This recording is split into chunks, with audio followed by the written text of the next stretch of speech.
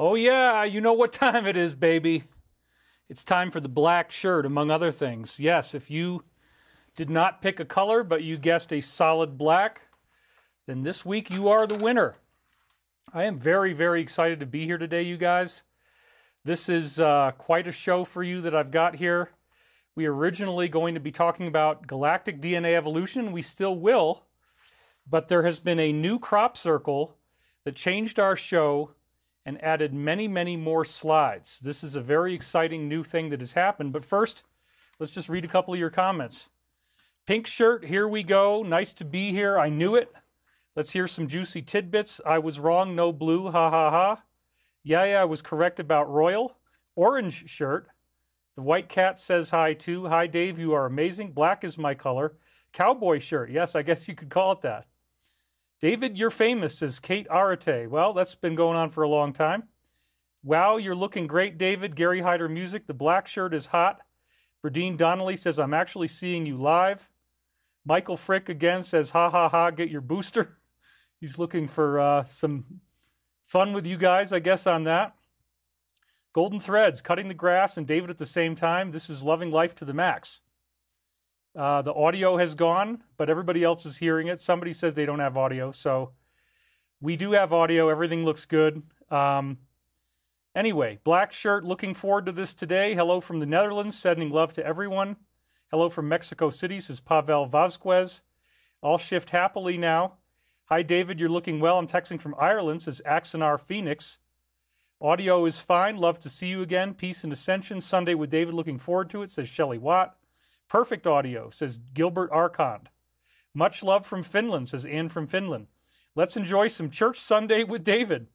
Well, I wouldn't quite call it church, but, you know, we definitely have our own alternative way of looking at things.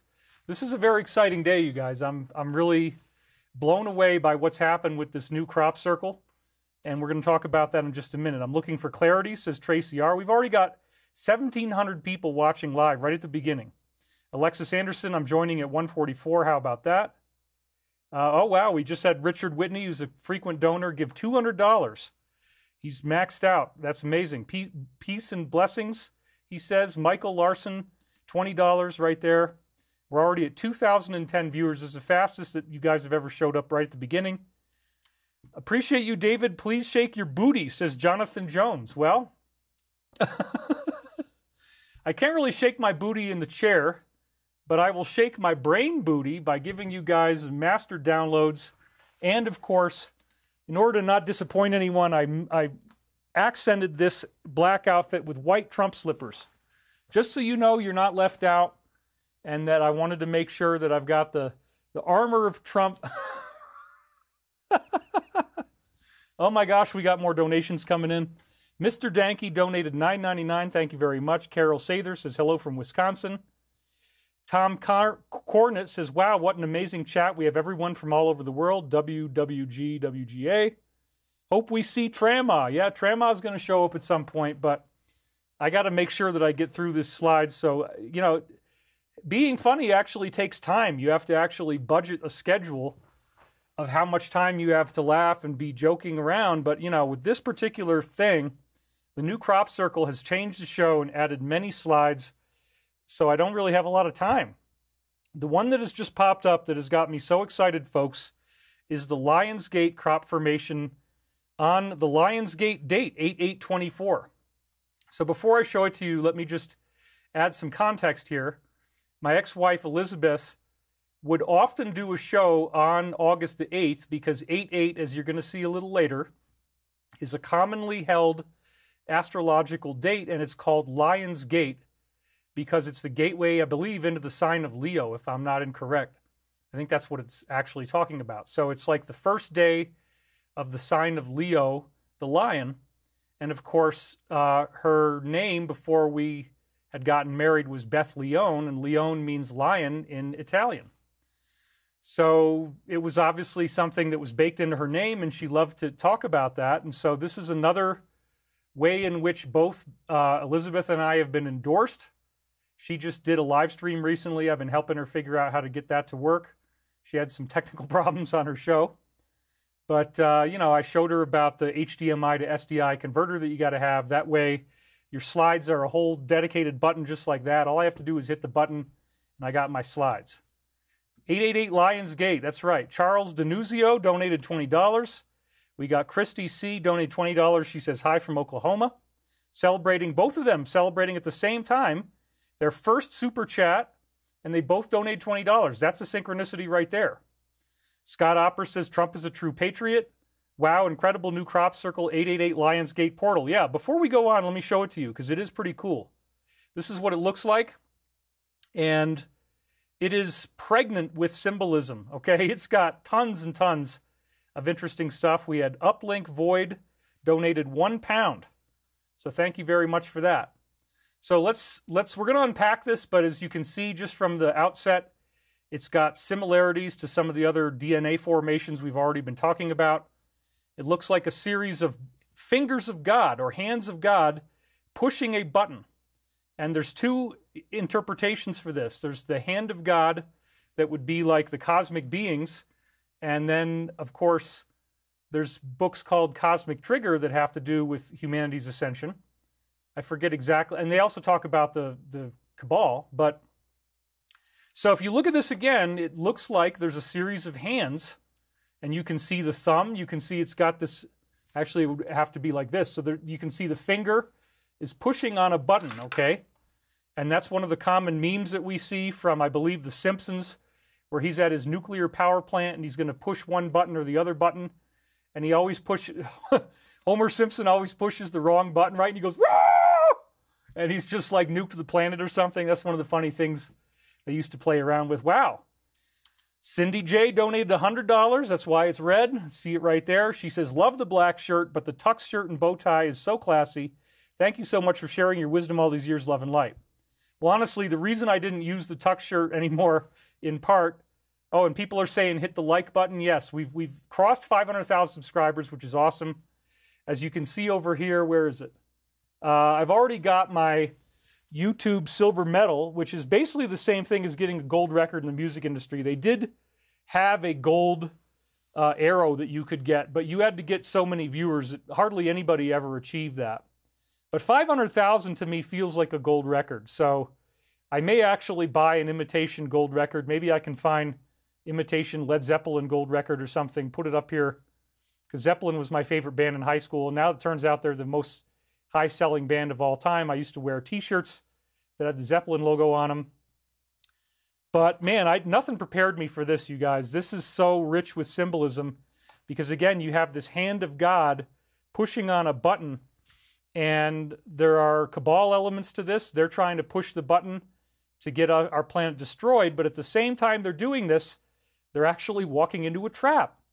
And what's happening is that they are, in fact, triggering our galactic DNA evolution, which is the title of the show. It's where we're going to go with this show, but I've been getting very fascinating tie-ins. This particular formation is absolutely loaded with David tie-ins.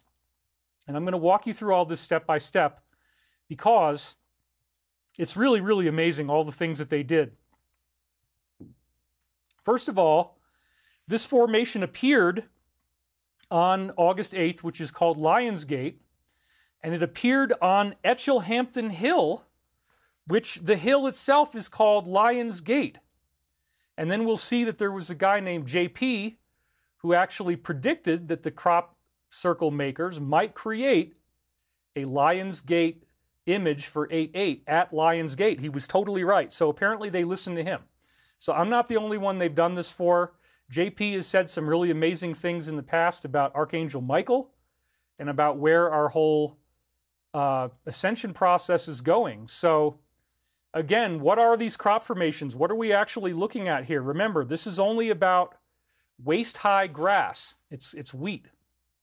And the wheat never gets above, not even your waist. I'd say it's more like knee-high, maybe a little bit above your knees, because I went out there in 2010 in our new, well, not new, but if you haven't seen it before, we have a great discount this week on my video product, Sacred Science of Michael Prophecies. It includes extensive crop circle footage, where I was in the crop circles back in 2010, and I filmed what they look like up close, how you get these layers upon layers of crop. In other words, individual pieces of crop are laid down in a matrix, or maybe it's only 20% of all the crops, but they all go one way, and then another layer will all go another way. And so you can actually peel up the crop sometimes and find these layers where some of the crops are going one way, some of them are going another way. So these defy any skeptical explanations. There have been attempts to try to debunk this stuff. They used the so-called Doug and Dave hoax, where you got two English gentlemen, mate, staggering about, just handsomely drunk. They're walking around in the crops, mate, but they've got no care for what they do. They've got a funny cap, a string and a board, and they make a shape that looks like it was made from an army of hedgehogs running round and round. Well, we got 200 Mexican dollars. Jim Garrigus, hi from Mexico. Kudos for your hard work and passing the knowledge to us. All right. Mate, Doug and Dave, that was the original explanation, mate. It's just a bunch of people out there. There's two guys, and they're very drunk. They came out from the pub. They've had that brown beer, you know, mate. It's like meal in a bottle.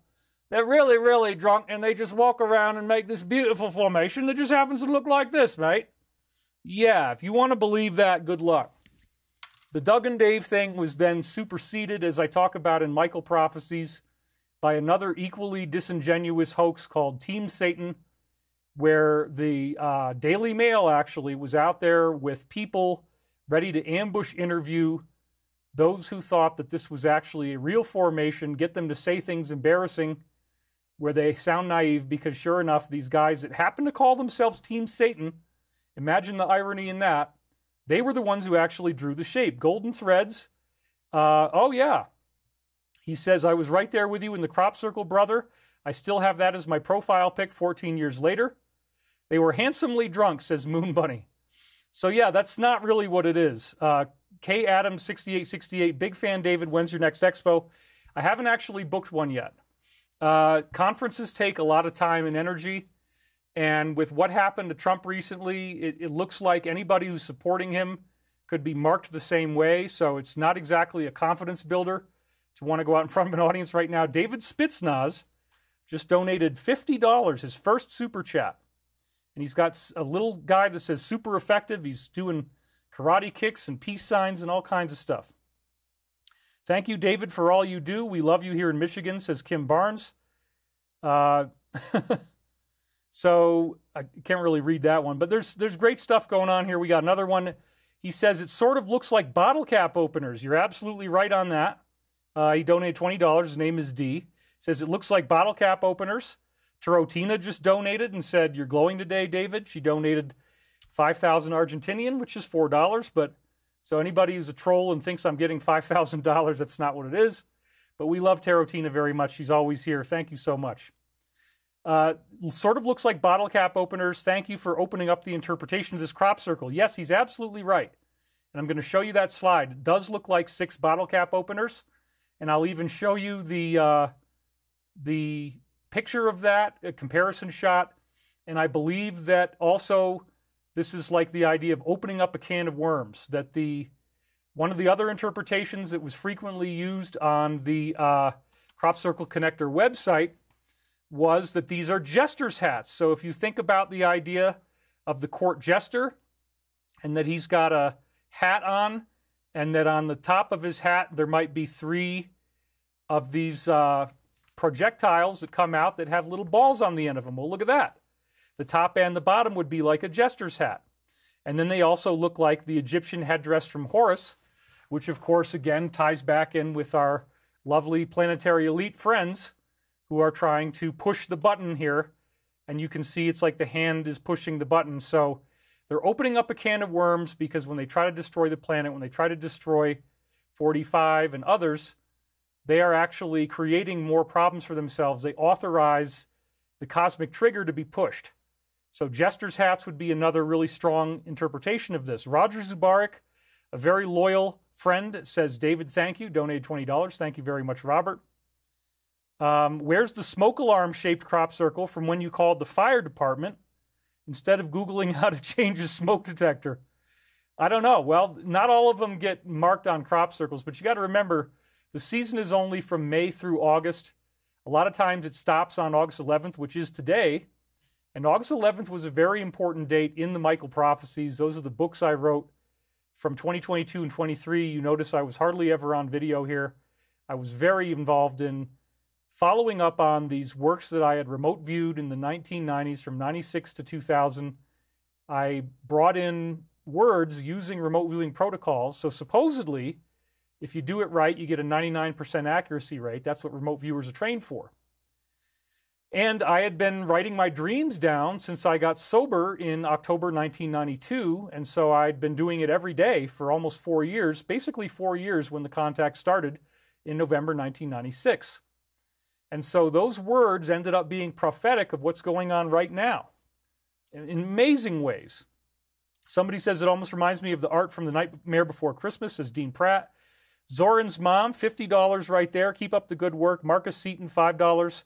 I've been calling Alex trying to get you on. Billy Carson was on. You are next. I don't know if Alex wants to have me on, but that's okay. You know, I'm happy to work with him if he wants to work with me. But wow, we're now at 3,224 people, so this is probably the fastest that the crowd has ever grown. Here's somebody trolling me, 180 IQ, and he can't change a smoke detector battery, LOL. Has nothing to do with my IQ. It had to do with the fact that the smoke detector was 20 feet off the ground, way up high in the rafters of the house, and it's not safe as 180 IQ, right? It's not safe to go up there by yourself, so I did have to call the fire department, not because I couldn't figure it out, but because I needed somebody to spot me. We don't really care about the trolls. I mean, this is ridiculous. When are you doing an interview with Chris Beskar? Elmo Bullseye asked that question. You know, well, I do plan on bringing him on pretty soon, but we're going to get funded first. He's on vacation right now, and once we get funded, which is hopefully going to be on Friday, one of the first things we're going to do is get him some camera equipment so he can do a nice video with me with good depth of field where the background is blurry like you see here. He'll have a viewfinder above where you can see if you're in focus with the white lines on your face. He's going to have an interface going into his computer. We're going to make it good. But yeah, we're definitely going to talk about this because our company is getting off the ground. For those who are interested in that particular update, we've got 2 sources of funding coming in. And one of them is a black guy who made his money selling masks during COVID, believe it or not. Became a billionaire from that. And I hope I can say that. But, you know, anyway, he's been very supportive of us. He loves our company. And there's been some dazzling synchronicities with him. So he wanted to fund us sooner. But then it turned out that his own legal team needed time to get ready and needed to create paperwork and documentation. And just because you very badly want to sign something, your lawyers still have to create all the paperwork. And so we're now in that thing, but he's promised us that we're going to be on Friday, August 16th. And then we have another guy who is a former SEAL, I believe, Navy SEAL. And he became he created a military business, and he's done well. And he's also putting an investment in. This one is going to be collateralized off our facility in Niagara Falls. So we have Eva donated $50. She said, I tried to donate on your site, but it didn't allow me. I sent you emails. I haven't heard from you. Well, we did just actually fix upgrades to the site like 2 days ago. So DivineCosmos.com is now fully healthy once again. It's back up and running, and I'm going to be able to post to it. I don't expect you're ever going to see it on the main search engine because they just don't want you to look at it. But yeah, pretty soon in the coming, hopefully a couple weeks from now or less, I'll do something on Divine Cosmos. I'll do an article. Josh O. donated $5, says, David, people guilt trip others for using pharma meds. Meds often derived from plants. What's your opinion on the all pharma is evil shtick? I would say definitely if you've got pharma meds that are helping you, you should use them. You know, I haven't really done that, but I'm not saying that all of it is bad. Absolutely not. There are certain people who are definitely worried about it, but, you know, there's definitely good things too. Some of these medicines have been very well tested and accepted, and I have no problem with that. So, thank you for the show, David. Mars donated. Looking forward to hearing more about photonic processors. But we're going to get into that too. And we also have another one, Uplink Void, said Void have LVGS, Air Car Traffic Regulations, WIP.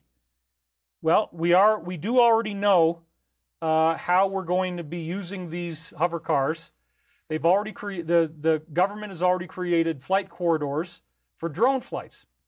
So there are already accepted air corridors over cities. Wow, the donations are flying in, where we're going to be able to fly hover cars, and we're only going to go 250 miles an hour, and we're only going 2,500 feet above the ground. So it's not at the level of airplanes. Lou Sanchez just donated $50. Thank you, David, for all you do. I Am No One donated $10. The key to immortality is first living a life worth remembering, from Bruce Lee. David, you are truly doing that by all you do for us. It's important. Thank you. He's already had 22 likes as it's going by. Wow, you guys. I'll hit the button too. What the hell? Oh, I can't. I'm not allowed to. I can't self-promote. I get Mary Gabriel, $10. She says 5000. She says her first super chat on a live stream. I guess she's going to donate $50 over time. You guys are amazing. We've already got 3,500 people watching. We're only 20 minutes in. This is really, really incredible. She says, thank you. I can't wait for my rainbow light body in my hover car. What about a hoverboard? We've thought about doing the hoverboard too. The only problem with that is that if we have a hoverboard, we're probably going to get a lot of accidents and injuries from it. People are going to wipe out and get hurt. So we definitely have cool things going on. Evelinka says, David, why do you need war airplanes in 5D? Please explain. Well, no, as far as I'm concerned, the reason we're doing the military company is that, first of all, Chris Beskar has developed products that really are better than what we have now. This particular aircraft is the SM-39 Razor, has sizable improvements. It is a spaceship. It goes Mach 4. It'll be the fastest aircraft ever made. So my idea was, you know what? If we keep treating the military with a sense of shame, if we keep saying, oh my God, it's evil, what are they doing? They're making these products that are fighting wars, oh my God. Well, why wouldn't you want that money to go towards betterment of humanity instead of whatever dark pockets it might be going into? We're going to be putting it into quantum computer chips, hover cars, anti-gravity, free energy, med beds, all these very cool things. Mary Gabrielle, she said $50. She just donated another $20 and said, you are amazing. Julia in Georgia, wow, just donated $100. Thank you guys very much. I really appreciate that. Awesome, says Trent Malik. I can get from New York to DC in under an hour. This hover car is going to be legend. Yeah, look, this is real. It's absolutely real that Roswell really happened. There was a crash. It's absolutely real that the military industrial complex has had this technology on hand for something like, I don't know, 75 years now. So they've had plenty of time to back engineer this stuff. There's a whole new crop of technology, and we're breaking it out because, again, you need a new company. That was one of the things I was always told. A new company, because the other contractors already have been doing this covertly, and they can't afford to be audited and sued. Ray Merrill just donated and said, hi, David, thanks for what you do. Speed of Thought 1111. Hey, David, did you see the recent microtubule quantum consciousness study? Interesting evidence. Yeah, microtubules are something I've been hearing about for a very long time. And anyway, I got to peel myself away from you guys so I can actually do the show here. But I love you guys so much, and I thank you for all of your amazing compliments and donations and everything. It's highly well received, so please keep hitting that button and giving me love, baby. So this is something that, again, we're using the money that we're going to raise. We're not just pocketing it. We're going to reinvest that money into all these exotic breakthrough technologies, which the military-industrial complex has had since at least Roswell in 1947, if not earlier. And so this is not a joke. This is not to be laughed about. You know, there are still people who want to troll, and there are still people making troll videos about me. But their viewership is like 0.05% of my overall audience, so it's completely insignificant.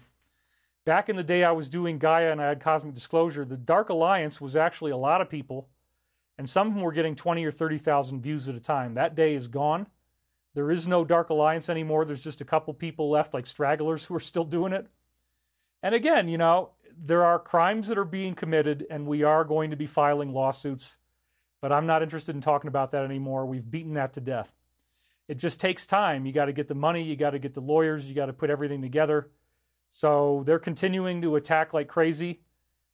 It's a really, really stupid idea, but they're still doing it, and they keep giving us more and more evidence to make it easier and easier to win the case. And so, you know, it's very sad, but what can you do? It's just a fact that when you do something like what I'm doing, that there are people out there who don't like you and they feel jealous and angry about your content, and they try to say UFOs are fake, angels are fake, everything that David says is fake. Well, look, you don't need to hear from some troll who's an anonymous person online to try to tell you that I'm not credible. I'm out here giving you evidence. I'm out here giving you things you can research for yourself. And once you study that information, then you own the information. And so it's actually a very difficult challenge for trolls to try to attack me, because I do a very well-integrated show. There's great production value. We've got 7 camera angles. We got lots of beautiful slides. And we've had some very, very stunning stuff happening with our crop formations. So let's talk about that. A bit of a recap. Just very quickly, the day after the shooting occurred, which again was on, that day in July, it was very upsetting to me. I posted about it. The main troll attacked me mercilessly, and that's going to factor into the court case directly, because this person shows no mercy. He wants to hit me when I'm down. He wants to make me feel bad. He wants me to feel threatened. I don't.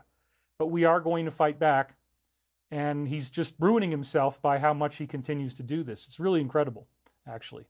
So the day after the shooting occurred, we had the squared circle crosshair formation, which was really quite interesting because it was a tie back to this one that showed up on June 11th, 2023, that actually showed a gun-like crosshairs and a radar scope, like they have him on their radar. And even you could also think about the fact that it looks kind of like the cat hat that these people were wearing, the pink hat with the little cat ears on. I hadn't even thought of that until now. It's another symbol of the DS. So anyway, I'm not going to say what the hat is called, but you know what the word for cat is, and so those were called the P hats. We're not going there, man. We are not going there. Anyway, it showed up on June 11th. That would be 6/11/2023, and it is a image of crosshairs, which again was reiterated the day after the shooting this year on July 14th. So this was very interesting because the event took place at 6:11 p.m., and the original formation was on 6/11/2023. Wow. And then again, we also see NATO itself is in the crosshairs. Not that NATO is bad per se, but there are people running these things that have compromise. And so there is a very interesting global awakening going on where many people are now realizing that we don't have the freedom that we thought we did. We don't have people we can trust in positions of authority. We're actually being very heavily manipulated and lied to. And the only word that really even begins to approach an accurate description of this would be gaslighting, which is a complex term that refers to a movie called Gaslight about a man who was tricking a woman into thinking there were ghosts in the house, similar to the Scooby-Doo idea. At the end of the show, they rip off his mask, and it would have all been fine if it wasn't for you meddling kids. Well, the meddling guy, he might be turning off the lights, making it look like a ghost. He might wear a ghost costume. At the end, Scooby and Shaggy and Daphne and Will and all of them, they end up catching the guy. They pull his mask off, and it's the old Wizard of Oz, man behind the curtain reveal, where you find out, no, it's really just this guy. And so in the movie Gaslight, he's turning the lights off on and on in the house, and he's making the woman think that there's a ghost, and it's not really true. And so gaslighting refers to where everything that you're being told by somebody, the whole entire scope of your interaction, is all just a huge, huge foundation of lies and manipulation and deceit. It doesn't seem possible that people would be doing this, but that's actually the way that it works when you have a psychopath. And I've said this many times. Oh, we got some donations flying in again. I got to just do a little bit of this, okay? So bear with me. Marzina Turek just donated $20 and says, woot, she's celebrating her first super chat. Beck Horn, $17. Leanne Boudreau. And Beck Horn is also a first-timer. Thank you very much. Leanne donated $5. Thank you very much. Larky Derry says, I think you may all be NPCs. Be careful, the AI is listening. Is the bloody ear gaslighting? Absolutely not. The bloody ear was real. This was a divine intervention. It was very profound. And if you haven't seen my other shows, the weirdest time loop is that here I've got this, you can see there's this kind of bulbous growth on my ear here. That's because I had a tent pole, a pole for setting up a tent, go through my ear, There's a perfect little round circle right here on the ear tissue that's almost exact. I mean, if it was here, it would be exactly the same as where he got hit. But that is just something written into my face. You can't deny it. I don't believe that this was staged in any way. I do think that this was actually divine intervention. They did want to take him out. And it's hard for the normies to accept that. But, you know, we're dealing with a situation where, as I've said so many times, there's an organized group that is actually working to try to drastically reduce how many we have. And so that means the number on Earth. And so if you think about that, that comes out of the psychopathic mindset. I've done incredible research on psychopaths, and it turns out that these are people who have a childhood trauma, especially if it's sexual. That's the fastest way to get it done. And what happens is your brain can't handle the overload of the frontal lobes, which are where you feel. You're crying, you're traumatized, and there is apparently something that can happen to you where if you get enough trauma, you then go into a dissociative state, you pop into another brainwave state that makes you amnesic so that you no longer remember the trauma. So like, for example, people get hit by a car or something and they say, wow, you know, I can't remember the time when I fell. I can't remember the time when I fell off the mountain and my body got injured. I only remember right up before it happened. Well, that's because if a really severe trauma happens to you, you have a dissociative reflex. And if you don't do enough work on trauma healing, and if you don't recall the traumatic memory, then what happens is that different parts of your brain will shut down from your conscious mind, and they will hold different personalities. This is called multiple personality disorder. It's real. MPD, again, multiple personality disorder, can be caused by trauma. So in the case of the abuse that I was mentioning earlier, your frontal lobes shut down so that you don't have to feel your emotions. You don't have to feel the grief, the shock, and the horror of what happened. Now, if you go through a grieving process and if you bring back the memory, you can reopen the frontal lobes. But what happens in the case of psychopathy is that they remain shut down and you don't ever process the trauma and you remain unhealed and you stay very sad and very angry. And now there are 17 regions of the brain that are affected. About 14 of those regions are all greatly reduced. They have hardly any electrical activity, and they actually rot out. They actually start to rot, and they have a lower gray matter volume, GMV, as it's called. I talk about this extensively in Book 3 of Michael Prophecies. So what's interesting is that these people have a lot less of their brain available to them than most people do. The entire frontal region of the brain is essentially not active, and this appears to be one of the layers of meaning for the metaphor of the mark of the beast in the Bible, that there is a dark spot on the forehead. Well, this would represent the lack of brainwave activity and the rotting of that tissue, which again, this is the part of the brain that has forgiveness, that has compassion, that feels love. This is the part of the brain that would respond if somebody's loving you. So what's weird about these people, probably the strangest thing of all, is that they are remarkably stereotypical. Psychologists have a 20-part checklist called the PCL-R, and that checklist is very consistent across all of them. So there's 20 questions, and you give either a 0, a 1, or a 2. The highest that you can get there for is 2 times 20 or 40. And so in England, I believe anybody with a 27 or higher is a psychopath. And then in America, you got to score like in the low 30s to be considered a psychopath. So they have lower tolerance for psychopaths in the UK than they do here in America. But again, what's weird about psychopaths is that they're very, very stereotypical. One of the things that they all have is they have extraordinary narcissism. They all just think they are so freaking amazing.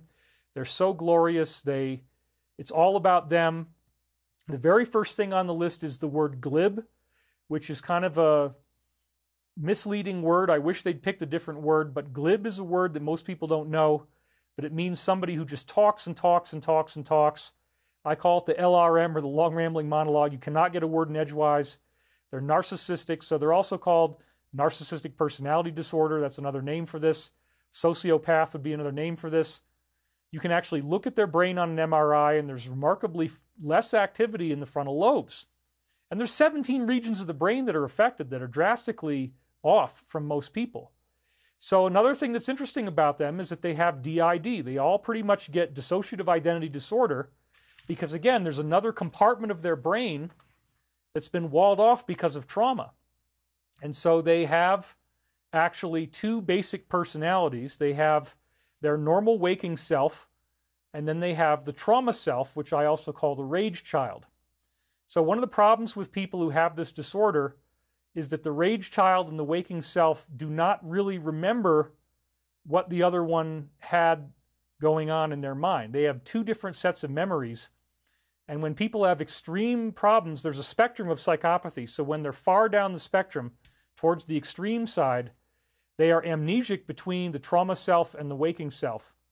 And so if you have a whole conversation with them in the trauma self, and it could be an argument, when they're arguing, they're traumatized, and they become a lot more childish. They're only using the reptilian brain in the center, and they're in fight or flight mode, basically. Whatever you tell them at that point, they're not going to remember in their normal waking self. So it's very difficult to talk to them about any problems that you're having, because as soon as they talk to you about it, they're going to go into their trauma self.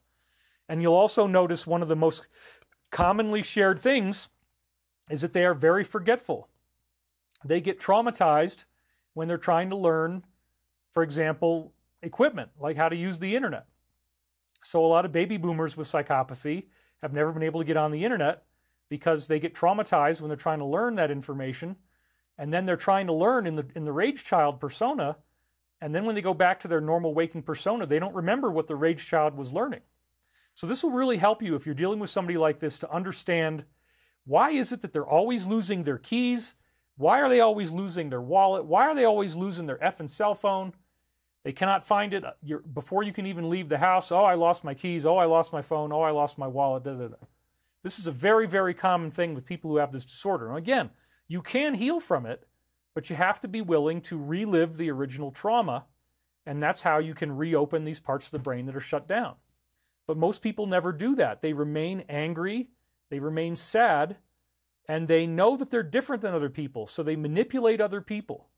They have a region of the brain called the striatum, as I keep saying. It's next to the corpus callosum, which connects the two hemispheres. And this is associated, this part of the brain lights up for sexual pleasure. And it's been scientifically proven, as I say in Book 3 of Michael Prophecies, that when these people see someone suffering, that striatum lights up. The sexual pleasure center lights up. It'll happen when you show them a picture of somebody crying, screaming, having their hand caught in the car door as it's opening. So these people do not like life on earth. They're angry all the time. They're sad all the time. And so Trump is a perfect foil for them because he's got all the things that you would want out of life. He's got wealth, he's got fame, and he's got political power. That's one of they're always feeling their own personal grandeur. They want and they desire wealth and fame and power over others. So when they see somebody like him or they see somebody like me who's got a big following, 500,000 subscribers, donations are rolling in, money is rolling in, they become jealous, they become hurt, they become angry. And psychopaths also have a 3-phase process they run with everybody: deify, denigrate, and destroy. I talk about this again in Book 3.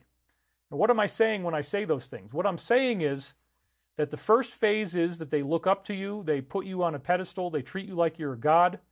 But this is a setup. This is a manipulation. That's the deify phase. Again, they're not capable of loving people. Their frontal lobes don't work. What they do love is manipulation, lying, and betrayal. So if they find out that you will love them, they will deliberately make themselves look as attractive as possible. If it's a man, he might build up a big musculature. If it's a woman, might even get cosmetic surgery to just look as hot as possible. And, she's going to max out on the blonde hair or whatever she's got to do, the makeup, to make herself look as beautiful as possible. Maybe she's got the girls on display, and she's out there trying to reel somebody in. And again, the more powerful you have, the more they want you. Because again, they want power over this world, but they don't like being here. If you really see the interviews of serial killers, they say, I don't like being here.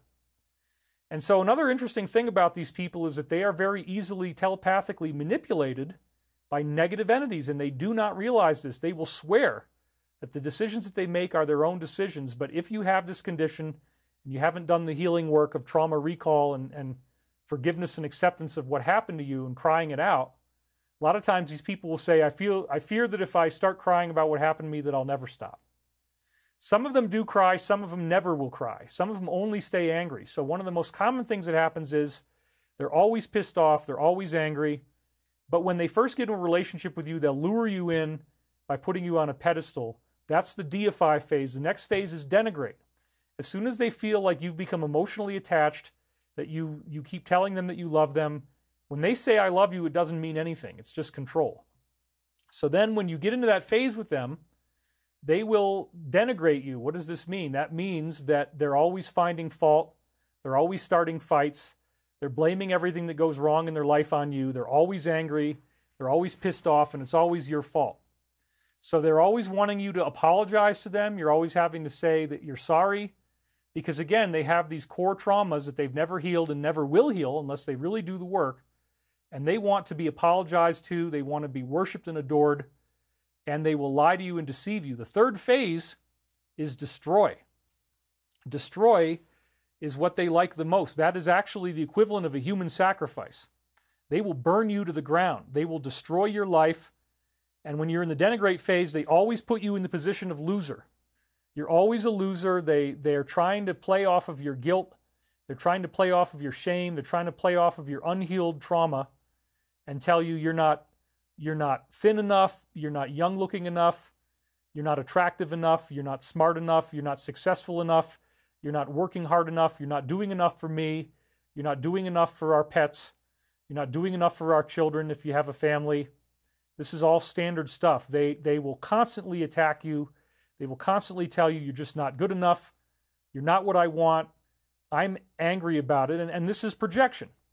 They have a deep, unhealed nature within themselves. They feel traumatized. They're not happy about themselves. They're not happy about their lives. And so they project all of their self-hatred and self-loathing onto you, and they always want you to apologize. But in the destroy phase, they don't care anymore. What they want is to make you suffer as much as possible. And so it's very common with people with psychopathy that they have a lot of short-term relationships. That's one of the 20 questions on the list. Sexual promiscuity and short-term relationships. Those are two different questions on the list. So these people typically will be womanizers if they're men or promiscuous if they're women. And they will have a lot of short relationships where you get heavily attached to them and then they just dump you. And when they dump you, they really destroy you. They will try to take everything you have. They will try to take your house away from you, take your money away from you, take your friends away from you, destroy your self-esteem, leave you completely wiped out. And so what we're seeing is, as Archangel Michael, my telepathic source for the Michael prophecies, which again, I used remote viewing to get his words in 96. I didn't know that it was going to be Michael until 99. But what he says is that what's happening on Earth now is a holographic equivalent of a breakup with a psychopath. And they are now in the destroy phase. They cannot seduce humanity anymore. They don't have enough people who believe in them, so they're having to fake their way through it. And this is causing them extreme angst and extreme unhappiness. So they want to, like the little child in the tantrum, they want to break all their toys before they will step down. So when you're trying to get out of a relationship with these people, and again, this is all stuff I studied in college, and I actually was on the Oasis suicide hotline. So I did 2 years of Oasis, which means I was intensively trained, basically the same training you get if you got a master's in psychology. And then with all the research on psych I've done since then, I definitely have a PhD equivalent in psychology in terms of my education and knowledge on this subject. So, and I've been offered honorary PhDs in other disciplines as well, actually. So I haven't had the time to get them, but when you do 150 references in one paper, that's the equivalent of a dissertation. And I did in Sourcefield alone, the book that you see right here behind me, New York Times bestseller, the first one I wrote that was published, over 1,000 academic references. So look, this is all stuff I learned about academically. They will completely wipe you out on the way out. And so they'll want custody of the children. They'll want to take the house. They want to take all your money. And they want alimony. So you just get completely destroyed. You're left totally broke. I had a guy from UPS I was talking to a few weeks ago who was telling me about this, that his wife is completely, it wasn't UPS, it was something else, I'm sorry. He was, I don't want to say who it is, but he was talking to me about what happened to him, and that he's been spending 10 years trying to dig his way out from this destructive divorce. Still hasn't dug his way out. So this can happen to people, and I studied it academically. So it's important to understand that if somebody is really, really talking you up, and if they're really putting you on a pedestal, it might be a setup. And one of the things that you can look for is, again, high narcissism, extreme talkativeness. They want to talk all the time. Fault-finding, criticism. They're always trying to put you down. And you just can never get ahead. And when they tell you they love you, they really don't mean it, because, as my therapist says, these people are not really capable of loving someone. They just don't have the parts of the brain that are needed. So they also have strong learning disabilities, because much of their brain is not functional. They're not going to be able to learn things, as I said. And so they can't really perform, like, for example, they can't run a small business very well, if at all, because they're always forgetting things they need to do, and they're always forgetting deadlines and making mistakes. And so they really do live in a handicapped type of condition, and they need other people who are not handicapped to live off of. They need somebody else to do the hard work, but then when you do the hard work, they're going to beat you up and they're going to tear you down. So this is actually a great description of the elite, as you want to call them that. They get society doing the hard work. They got people out there doing all the jobs and paying their taxes. They're avoiding taxes, and they're out there being the leader, but a psychopathic leader doesn't really do a whole lot except to manage others. They tell you what to do, but they're not really doing a lot of hard work. And they're always being abusive, and they're always being critical, because they feel that their power comes from being critical. So where the story gets interesting, as I've said so many times, is that these people created a worldwide control system. Most of the corporations of the world are being covertly run by them. That was the Glatfelter study, where he studied 48,000 transnational corporations and found they were all being run by only 157. Two-thirds of them are financial institutions. He called it a super entity.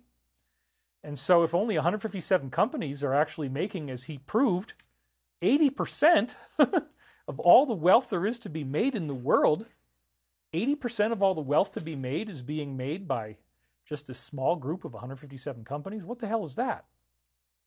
Well, it gets even weirder than that, because we find out that they're all part of a society, and they all have certain beliefs. And those beliefs are essentially a religious ideation of this psychopathic mindset. It's an ideology, and it is power over others. And that is why it ends up going in an evil direction. They actually think about evil. They advertise it. They show it to you. They try to make light of it. They're always, minimizing everything. Oh, no, that's not what you think. It's just this thing that they do in the music industry. It's just this thing that they do in the opening ceremonies. It's just this thing they do the halftime show, Super Bowl. It's just this thing they do at the Grammys. It doesn't really mean anything. Yes, it does. Yes, it absolutely does. And so whether you understand it or not, this is spiritual war. And again, they are trying to create wars that are going to reduce population dramatically.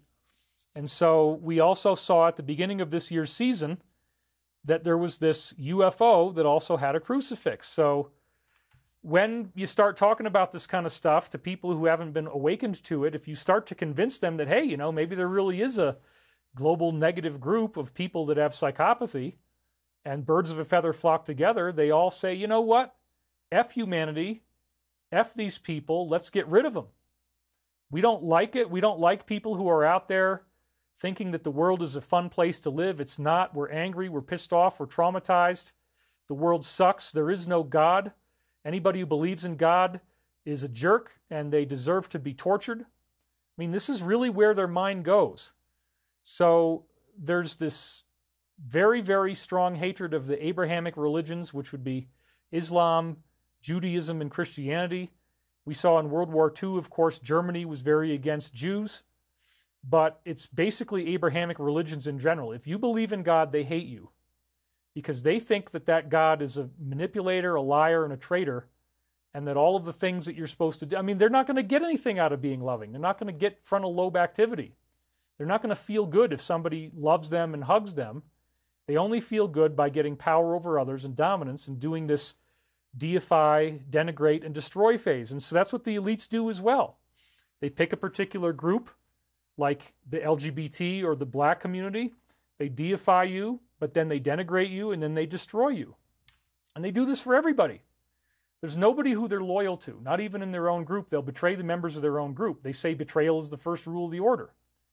And so if it's really scary to you, the idea that they have worldwide control, that's only half of the story. The other half of the story is that God is real, angels are real, UFOs actually do exist, and they have a Christian nature. So this next formation, as I'm showing you, the first one we saw that was any good this year was a stylized flying saucer that also, if you connect the dots between the circles, the smaller circles, there's your Christian cross.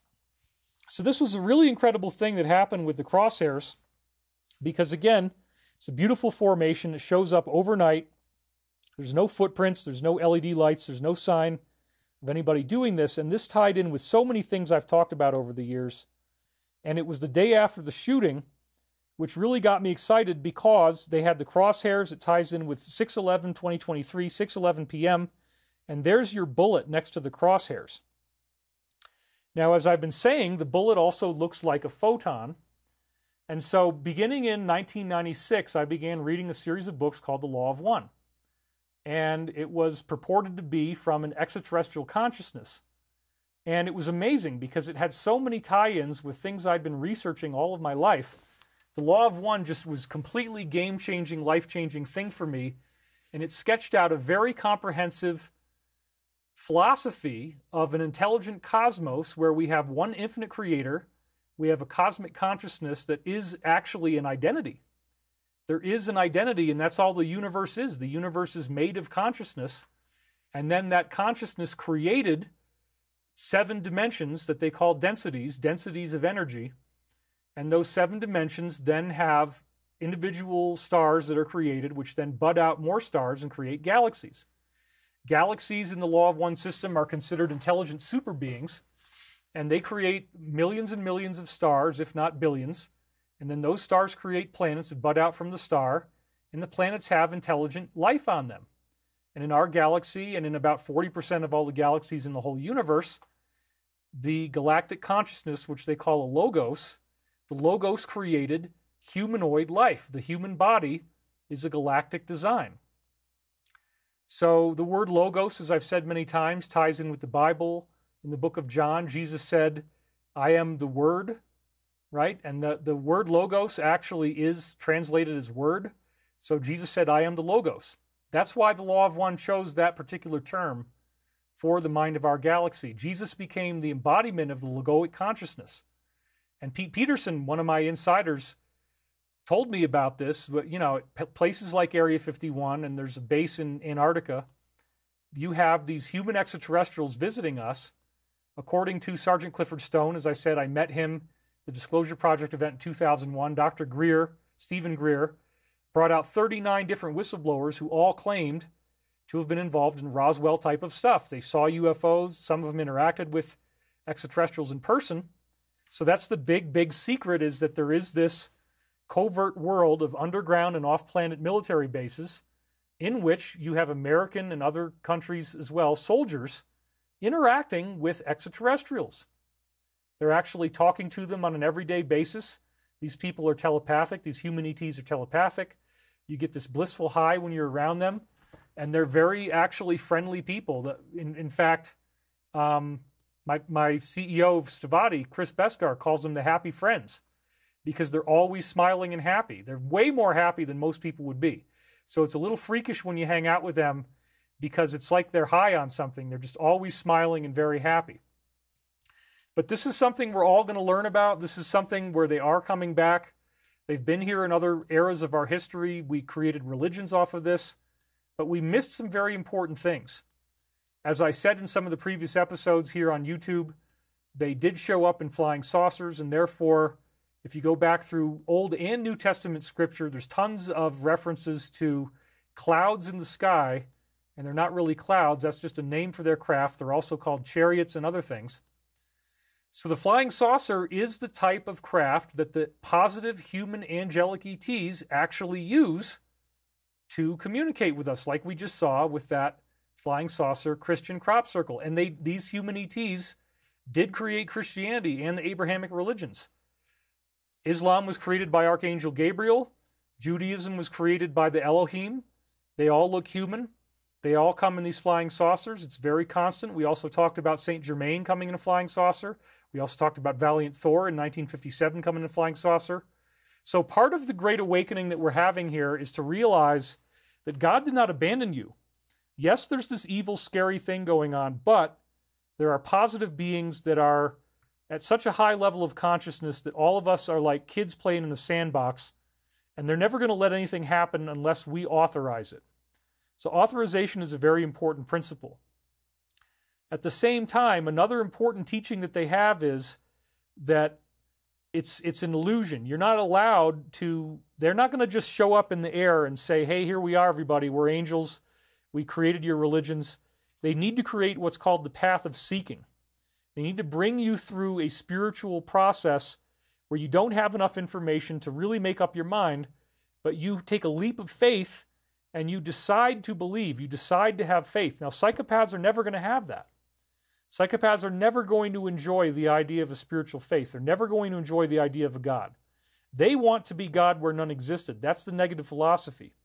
They look at their ego, themselves, their personality is God. And they don't like other people, and that's why they go through a three-phase process that ends in destroy. A live human offering. They burn you alive. They destroy your life.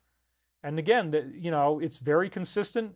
In some cases, it includes spousal abuse, where they're beating people up. They're beating up their wife or their husband, and then they will actually try to commit murder.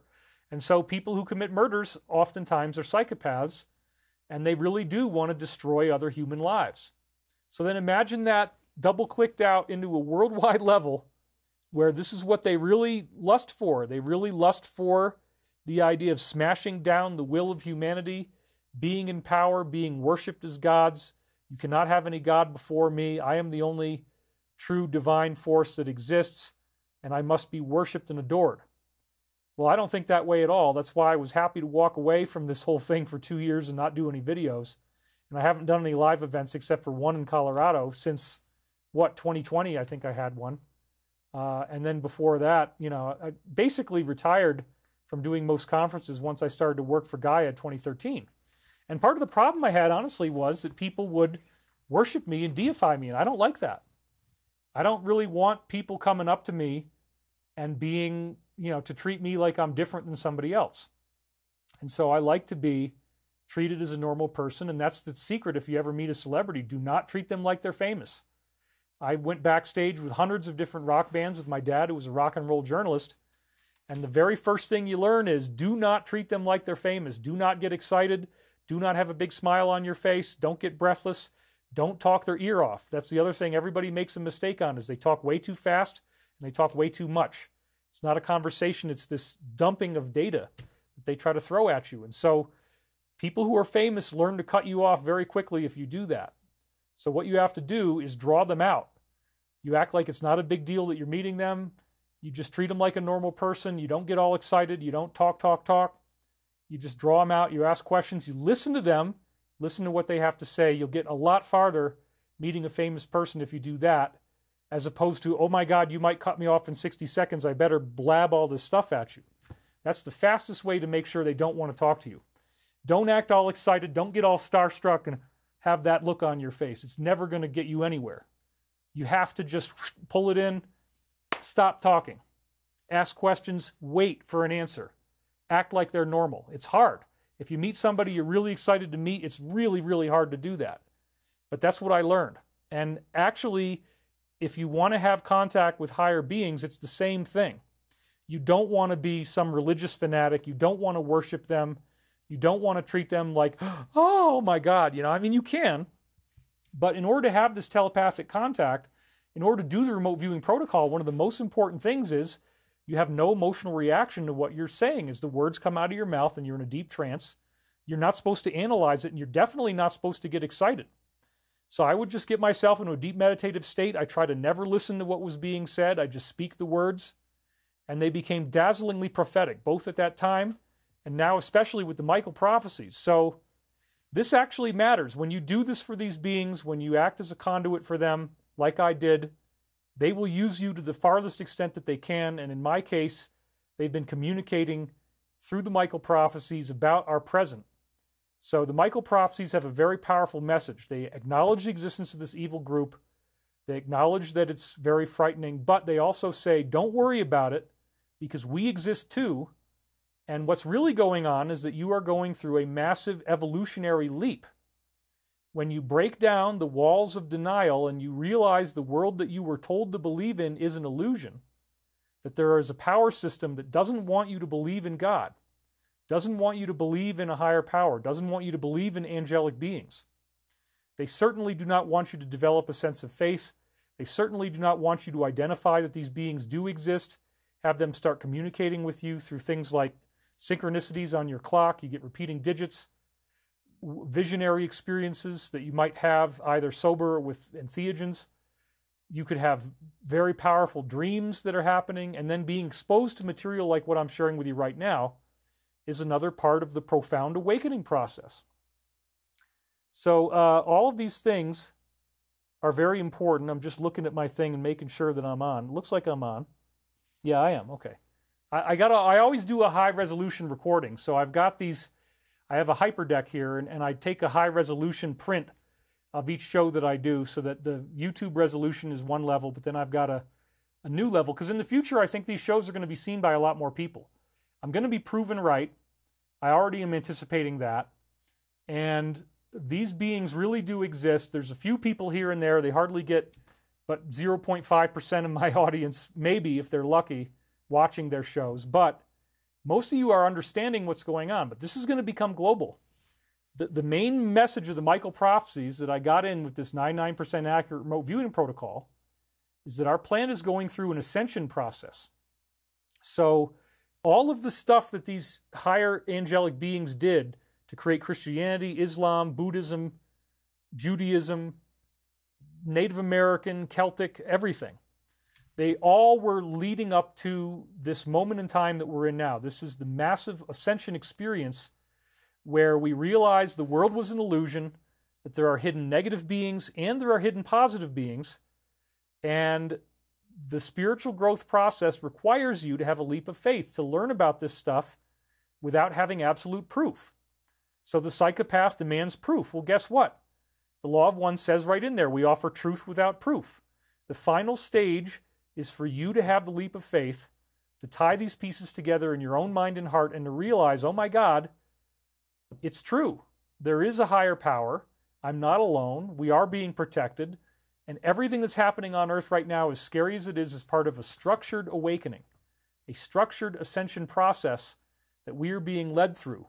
And it's actually being created by galactic energy that is transforming our DNA.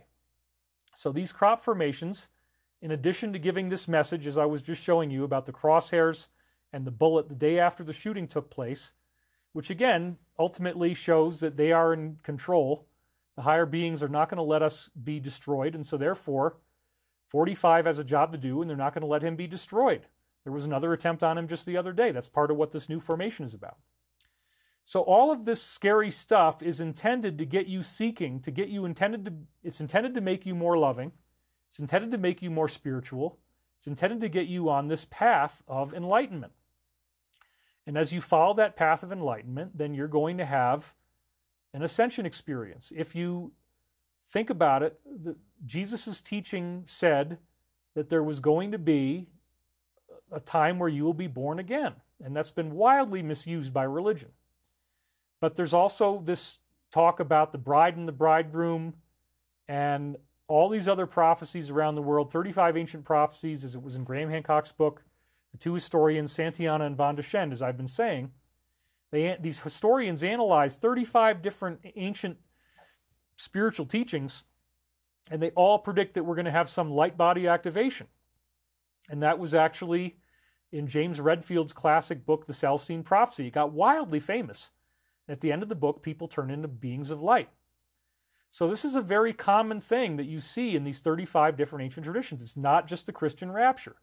Every ancient tradition predicts it, and there's a very robust secret tradition held in secret societies like Freemasonry and others about this idea of the glorification of the human being into some type of godlike state. It's even on the back of the dollar bill, the Great Seal of the United States, as I said before.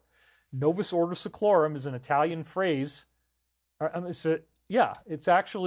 an Italian Latin phrase that means the great order of ages is born anew. And from that same passage, it came from the Sibylline mystery texts, then handed down to Virgil, and he put it in his eclogues. That's what the Novus Ordo Seclorum is quoted from. Virgil quoted it from the Sibylline mystery texts, and then Virgil's quote was put on the dollar, where the pyramid and the all-seeing eye is, okay?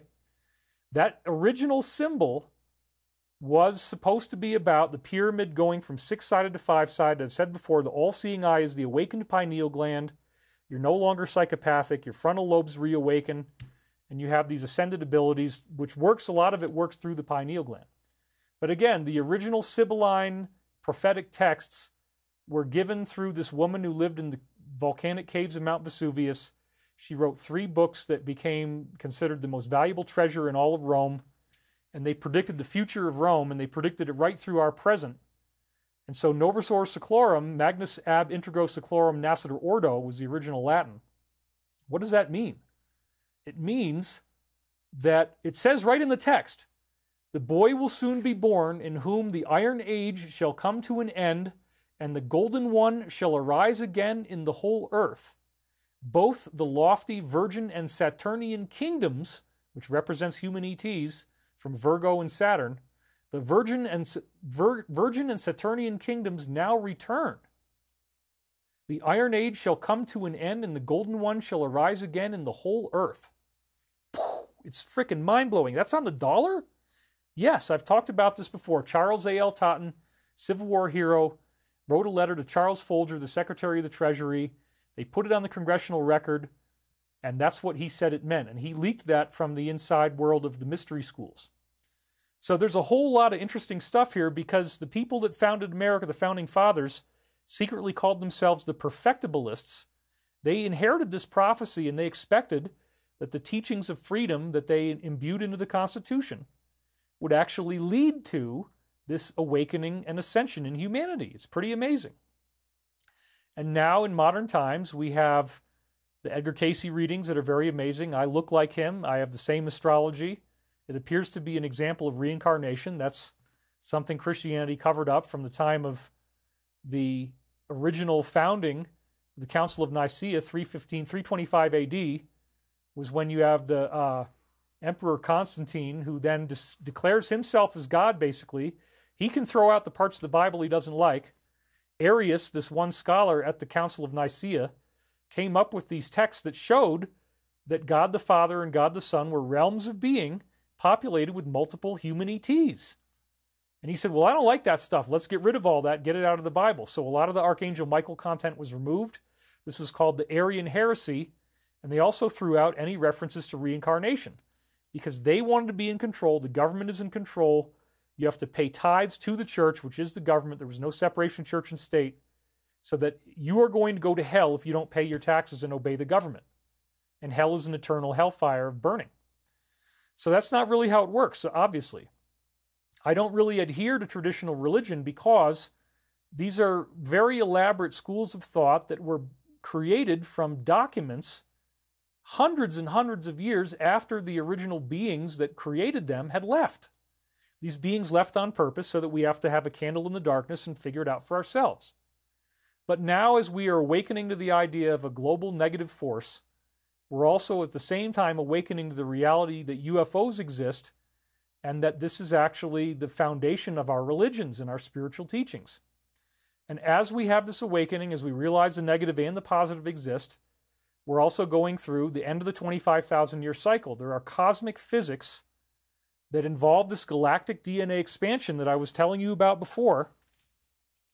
And it actually, again, showed up in this Stonehenge crop circle. This showed up at the Stonehenge Visitor Center on June 30th of this year, where we have this weird 5-sided object, and it's got the DNA double helix spirals off of each of the 5 wings. We talked about this extensively in previous shows. This shape has definite similarities, this DNA expansion shape, to the new Lionsgate formation that appeared on the date known as Lionsgate, 8/8 of this year, 2024. So let's look at them side by side right now, okay? So once again, you can see there is a reflection of DNA geometry. The Stonehenge formation talked about this DNA geometry, and if you look at our DNA from the top down, you notice it says there axial view of the DNA double helix. You notice that it is pentagonal. And then, as I said before, the DNA molecule itself, you can take the two strands and wrap them around a totem pole of this geometry called the dodecahedron. So if you look at it very carefully, you notice the lines on the dodecahedron, and you notice where the red and the blue and the red and the green lines are. And you'll notice that the red and green lines wrap over the sides of the dodecahedron, okay? You can see that right there. So what does this mean? What is this geometry that's inside the DNA? It's a vibrational pattern. Vibration creates geometry on the quantum level, and it's like microgravity, and it attracts particles in the area, and it will create DNA. So this is the underlying sacred geometry blueprint that makes DNA out of nothing. And of course, we have Dr. Luc Montagnier, who won the Nobel Prize for discovering the HIV molecule, the HIV virus. And he did a fascinating study where he had a tube of water that had little pieces of DNA in it, and another tube next to it that has just plain water. He wraps coils around it, and he vibrates it with the Schumann resonance, 7.8 hertz electromagnetic frequency. And after 18 hours, the tube with plain water has grown DNA in it, and it's hermetically sealed. Now, this is, again, a Nobel Prize-winning scientist. So there's no way that you can say, we got some donations coming in. That was Tiz Alice, 100 SARs. Been a fan for many years. I'm sending you love from Riyadh, Saudi. Would love it if Elizabeth April interviewed you one day. I'm just planting a seed. I don't know who that is. Thank you for all the info you've shared and continue to share. Thank you very much for your third super chat. And UFO Mark II says, thank you for all the super chats. We appreciate your support. The crop circle's hexagonal. Tarotina just donated again, says, thumbs up. Please hit the thumbs up button, and thanks for your support. Yes, absolutely.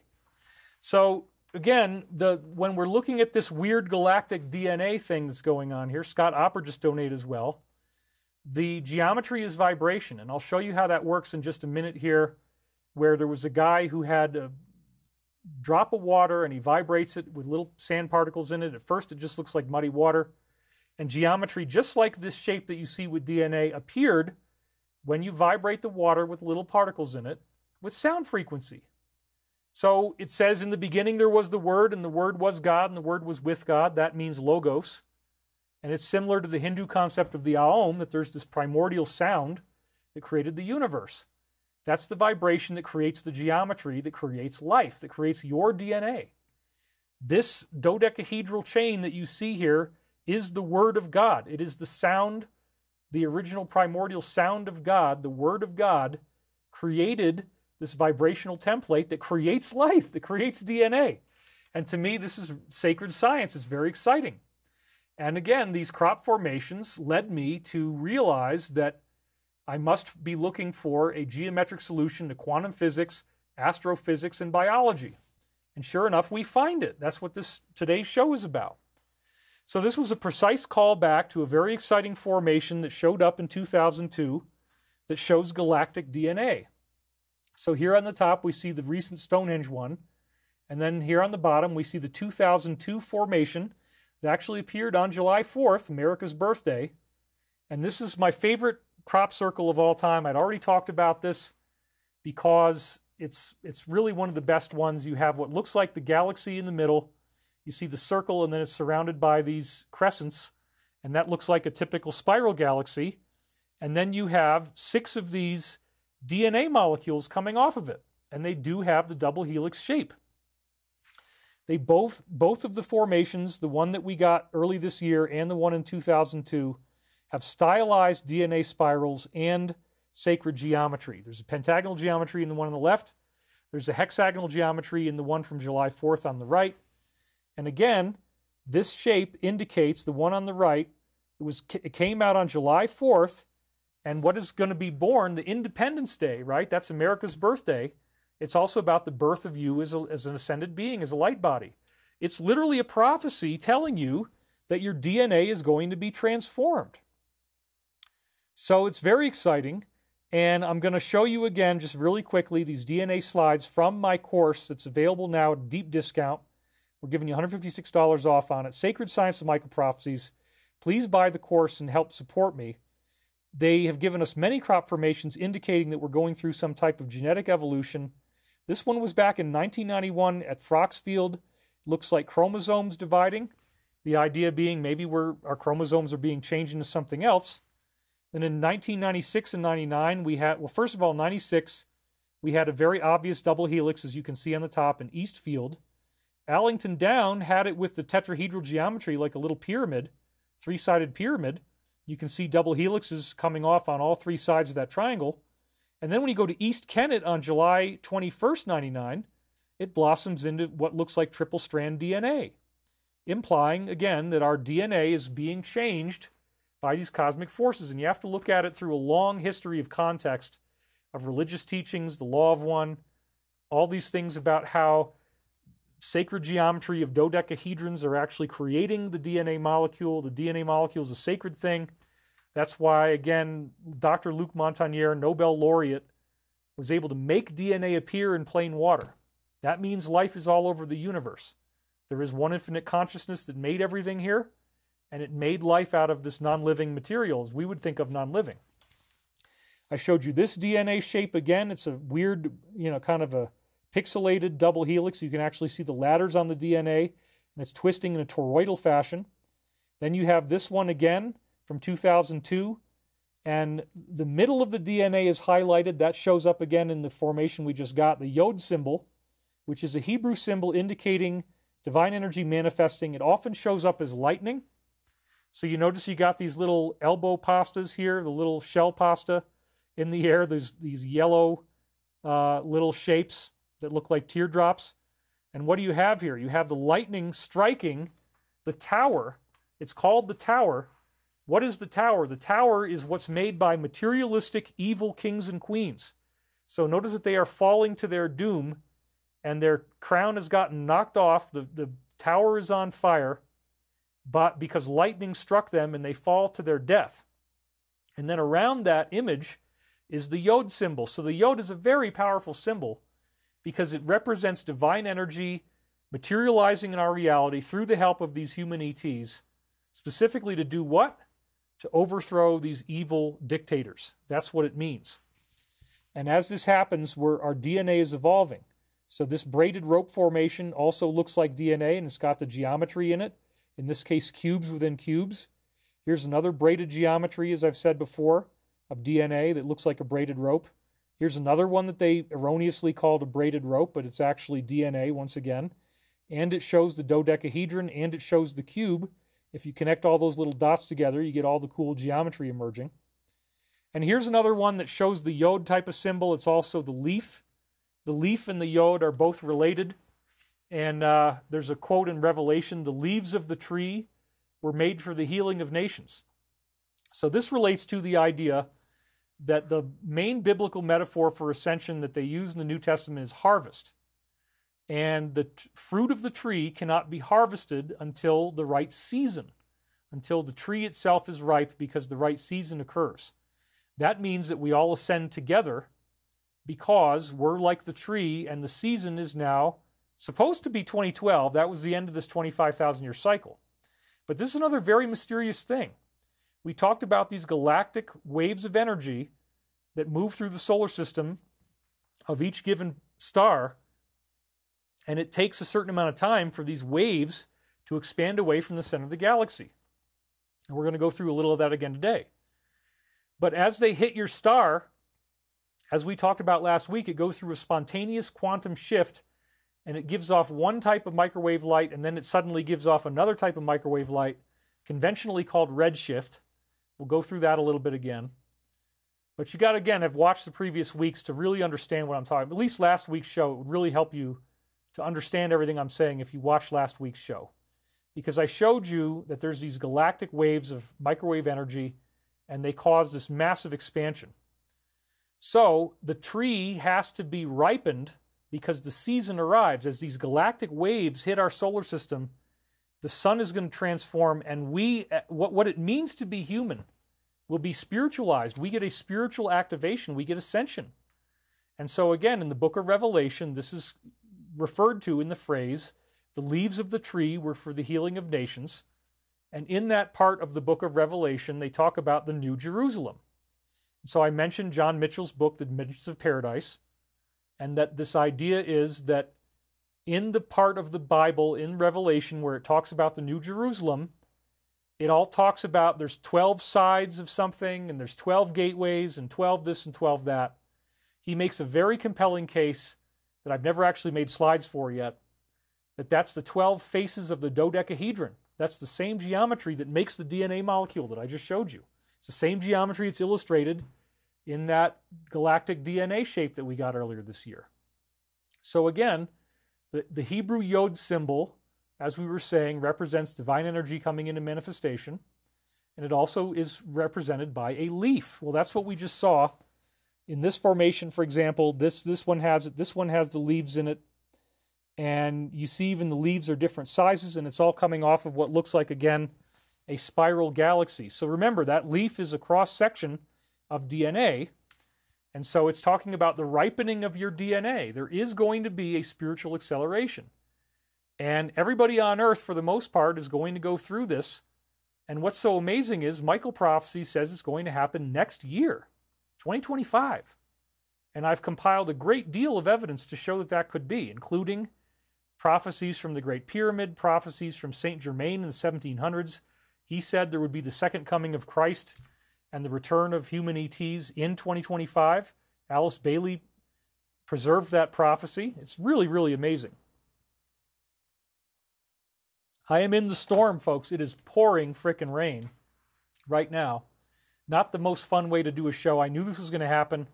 I knew it would start around 1:30 or 2 o'clock, and sure enough, my time, here it is, 1:30, and it is pouring rain. So let's hope. Well, it still says I have an excellent connection. I'm still connected. We got over 4,000 people watching. This is a great show. So I'm sorry if I talk too fast for you. You might want to watch it again, and it'll sink in a little deeper if some of it is going over your head.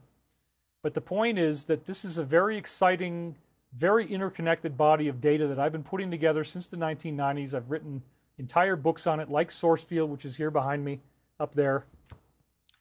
And it's all coming to a head now. You know, this is where it's going. We're at the point where the prophecies are coming true, and we're seeing now that, okay, you know what?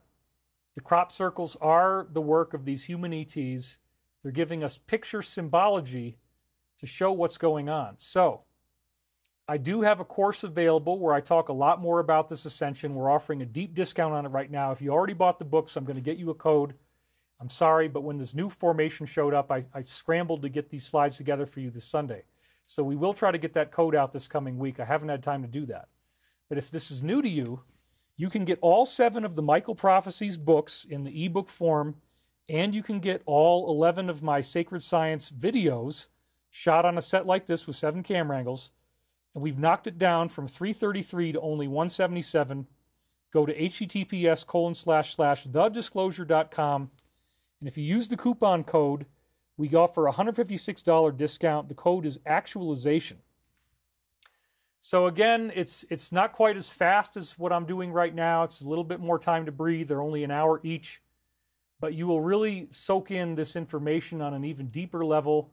It's probably the best work I've done. I take the sacred geometry joyride through quantum mechanics, DNA, cell mitosis, the global grid on Earth, the spacing of the planets, our sun orbiting a parallel star, Alpha Centauri, the geometry of the solar flash and the Mayan calendar. Then we go through galactic geometry, supergalactic geometry, which I'm going to do some of that next week. All this amazing stuff. So it is the best thing I have to offer right now, thedisclosure.com. Enter in actualization. You get a whopping discount, and you also help me survive because, again, I don't do any ads here. I'm not being paid. If I did, I'd quintuple my income. But I want to have strict control over my message and what I get to say. Wow, we're up to 4,858 viewers. We have almost 5,000 people watching live right now. That is incredible. Fiction Reality 2017 says Cleansing Rain. Marina Doctor says, I used to vacation Kenny Bunkport as a kid. I love it. Holly Lynn Overin says, the solar waves are the yods coming at us now. It feels good, but it's hot with the humidity they're sending from Antarctica. Yeah, I would agree with that. Scott Opper says, how do I apply to Stavati Aerospace? We do have a website, stavati.com. That is available. You can also look us up on Twitter. There's an official Stavati page on Twitter as well. We will be offering jobs as time goes forward. There's going to be a lot of things going on. We are about to get funded this Friday. Mermayizing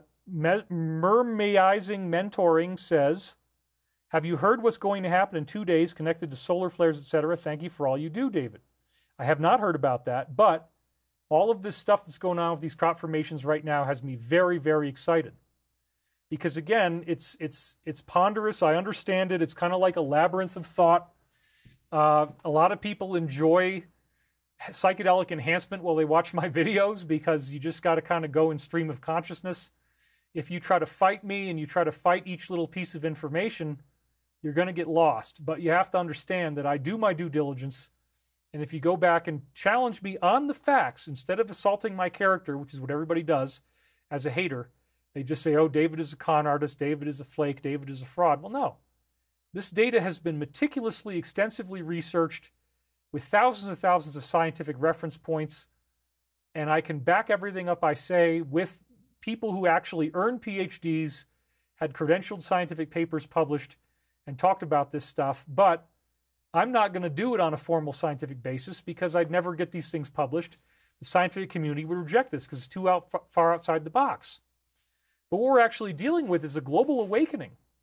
And so finding out that there's evil in the world, that it's really scary, is part of the awakening process.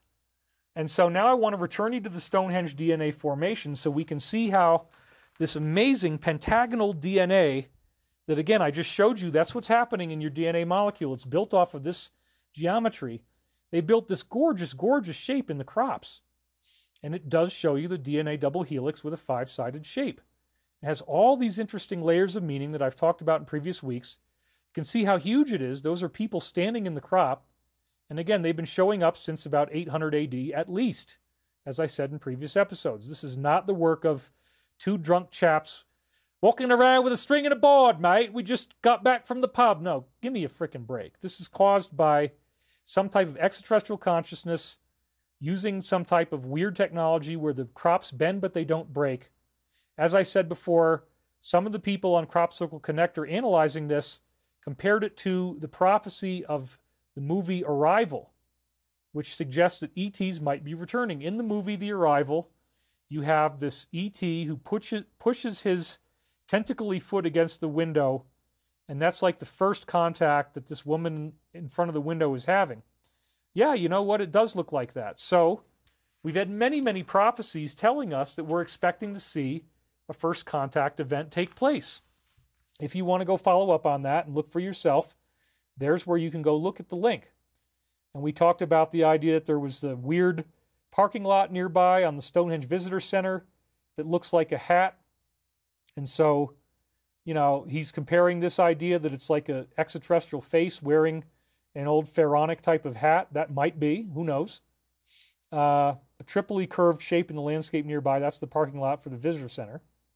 So what might they be trying to tell us? Might they be getting ready to return? And then, now we're getting back up to the present, and I'm so excited. I didn't want to waste too much time. We've already been on the air for an hour and a half, but we're hovering around 5,000 people watching, so this is very exciting. Goes up and down, up and down. But believe me, you want to tune in for this, because this is really crazy. This latest shape showed up on the day, August 8th, 8/8/24, and it actually was printed at Etchelhampton Hill near Devizes, Wiltshire, and the name of the hill is Lion's Gate. So they printed a formation on Lion's Gate on the day of Lion's Gate. And again, the Lion of Judah represents Jesus, so this is another very Christian metaphor. Jesus is the Lion of Judah. Lion's Gate. Jesus' gate. We are going through the new awakening. The Christ consciousness is awakening humanity. You don't have to be a fundamentalist. You don't have to have pledged that you're going to be washed in the blood of Christ. You don't have to go to church. the part of the message of Michael prophecies is that we as a planet learn the lessons of Jesus. So we as a planet are going to go through this ascension experience. And it's not like it's obvious. It's not obvious that this is where all this stuff is taking us. You wouldn't think that this is what's happening, but the prophecies are very exciting. So let's now really start to unpack the Lion's Gate shape, because there's so many layers to it. So once again, as I just said, we have 6 of these. I don't know why I said Dan style. I think that's a typo. I was probably writing too fast. I'm not sure how that happened. But anyway, there are 6 leaves or yods in this shape. And we just said, again, the yod represents divine energy coming into manifestation. So if you look at the thing on the right, you can see, sure enough, those were the leaves and the yods. And then you look at the new Lion's Gate formation, and yeah, you know what? Even though it looks like can openers and it looks like the hand of God pushing a little button or something, it also does have this leaf-like shape. Once again, the yod shape is very much implied. The yod, again, looks sort of like the elbow pasta, or, shell pasta, I guess would be a better way of saying it. And then it has 2 little doohickeys on the end. And one of the doohickeys is over on the edge where you see these balls at the very end of these projections from the center circle, whereas the other ball would be the circle in the center. So yeah, you know what? This absolutely fits in with the galactic DNA expansion shape again, the Hebrew yod symbol indicating divine energy and manifestation. So here you do have 6 yods. And another thing that I want to show you that I picked up on that nobody wrote about is the imagery of the black swan. Now, this is one of the images from the Alliance that we got this week, where they show the words black swan, they show the face of a black swan. So let's look at that head up close, okay? And then think about it as if the head of the black swan is the little thumb of the hand, okay? And sure enough, you see the beak, you see the head. I mean, it's tilted off to the angle on the left there. But yeah, you know what? This could be like a black swan. And then the sweep of his wing is actually sweeping up to, let me do it this way, sweeping up to the circle. So the circle here would be my little visual feature I have here, this little light feature. Imagine now that the swan's wing is sweeping up into the circle. So yes, it looks like the head of a swan. The swan has a little pointy, sharp beak. You look at the beak there, that's right, the beak and the head is right above the little dot in the middle that you see in that area that looks like a little curlicue, and or the number 6 actually. So yeah, that could be a black swan, and oh my God, he's pushing a button. So could this represent the usual suspects here on Earth, and are they pushing the button for a black swan event? Well, that could be a nuclear thing. They want to push the nuclear button, as I said. The black swan event means something really bad happens very disruptively on the whole planet. But the beings are telling you, yeah, you're going to have that, but don't freak out. So one of the most common explanations for it could be a financial collapse. We had the markets very destabilized on Monday. They haven't gone down as fast as we thought it might happen, thank God, but it could still happen. So it could be a financial event. It could also be the nuclear button, as I said. The black swan's wing is also like the hand of the DS pushing this nuclear button. And so then, again, it also looks like a can opener. And if they are trying to push the button, if they are trying to destroy the economy, create a black swan event, they're opening a can of worms. So sure enough, the idea of the can of worms, right, that's a metaphor that we have in our society that has to do with people opening up stuff that they don't want you to know about. And it's like, oh my God, you're opening a can of worms, man. We don't want to go there. Well, sure enough, it also looks like a stylized can opener. And this is off of a typical pocket knife. Some pocket knives, I think there's a company called Wagner or something like that. I forget exactly the name, Walter, something like that. But anyway, one of the pocket knife manufacturers has this type of can opener. So it clearly does look like they're opening up a can of worms. They want to push the button. They want to create a black swan event. And another interesting thing is that it looks like 2 iterations of 666, doesn't it? Each of these little hands looks like a 6, especially in the center of the spiral. So yeah, this represents this evil group And then also we have the spiral symbol, similar to a symbol that we see in the FBI database, where if you actually look at it, it's actually this spiral that goes around like this, and it goes in and in. Now there's another one that's like a triangle, but there's one of them that's just a spiral, and that's in the database, as we've talked about before. Let's see if do I have the card here? Yeah, I do. This card that you never want to draw, right? You never want to draw this card because of what it symbolizes. But anyway, that's a symbol that shows up in that database for people that are practicing this stuff, and that is part of the religion of these people. They, what better way to create more psychopaths than to traumatize you in childhood?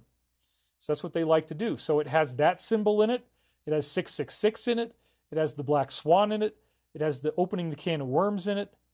And it ties in with previous formations that also have that weird symbol from the FBI database, as I was saying. The one that we talked about before was this shape that you see on the bottom right.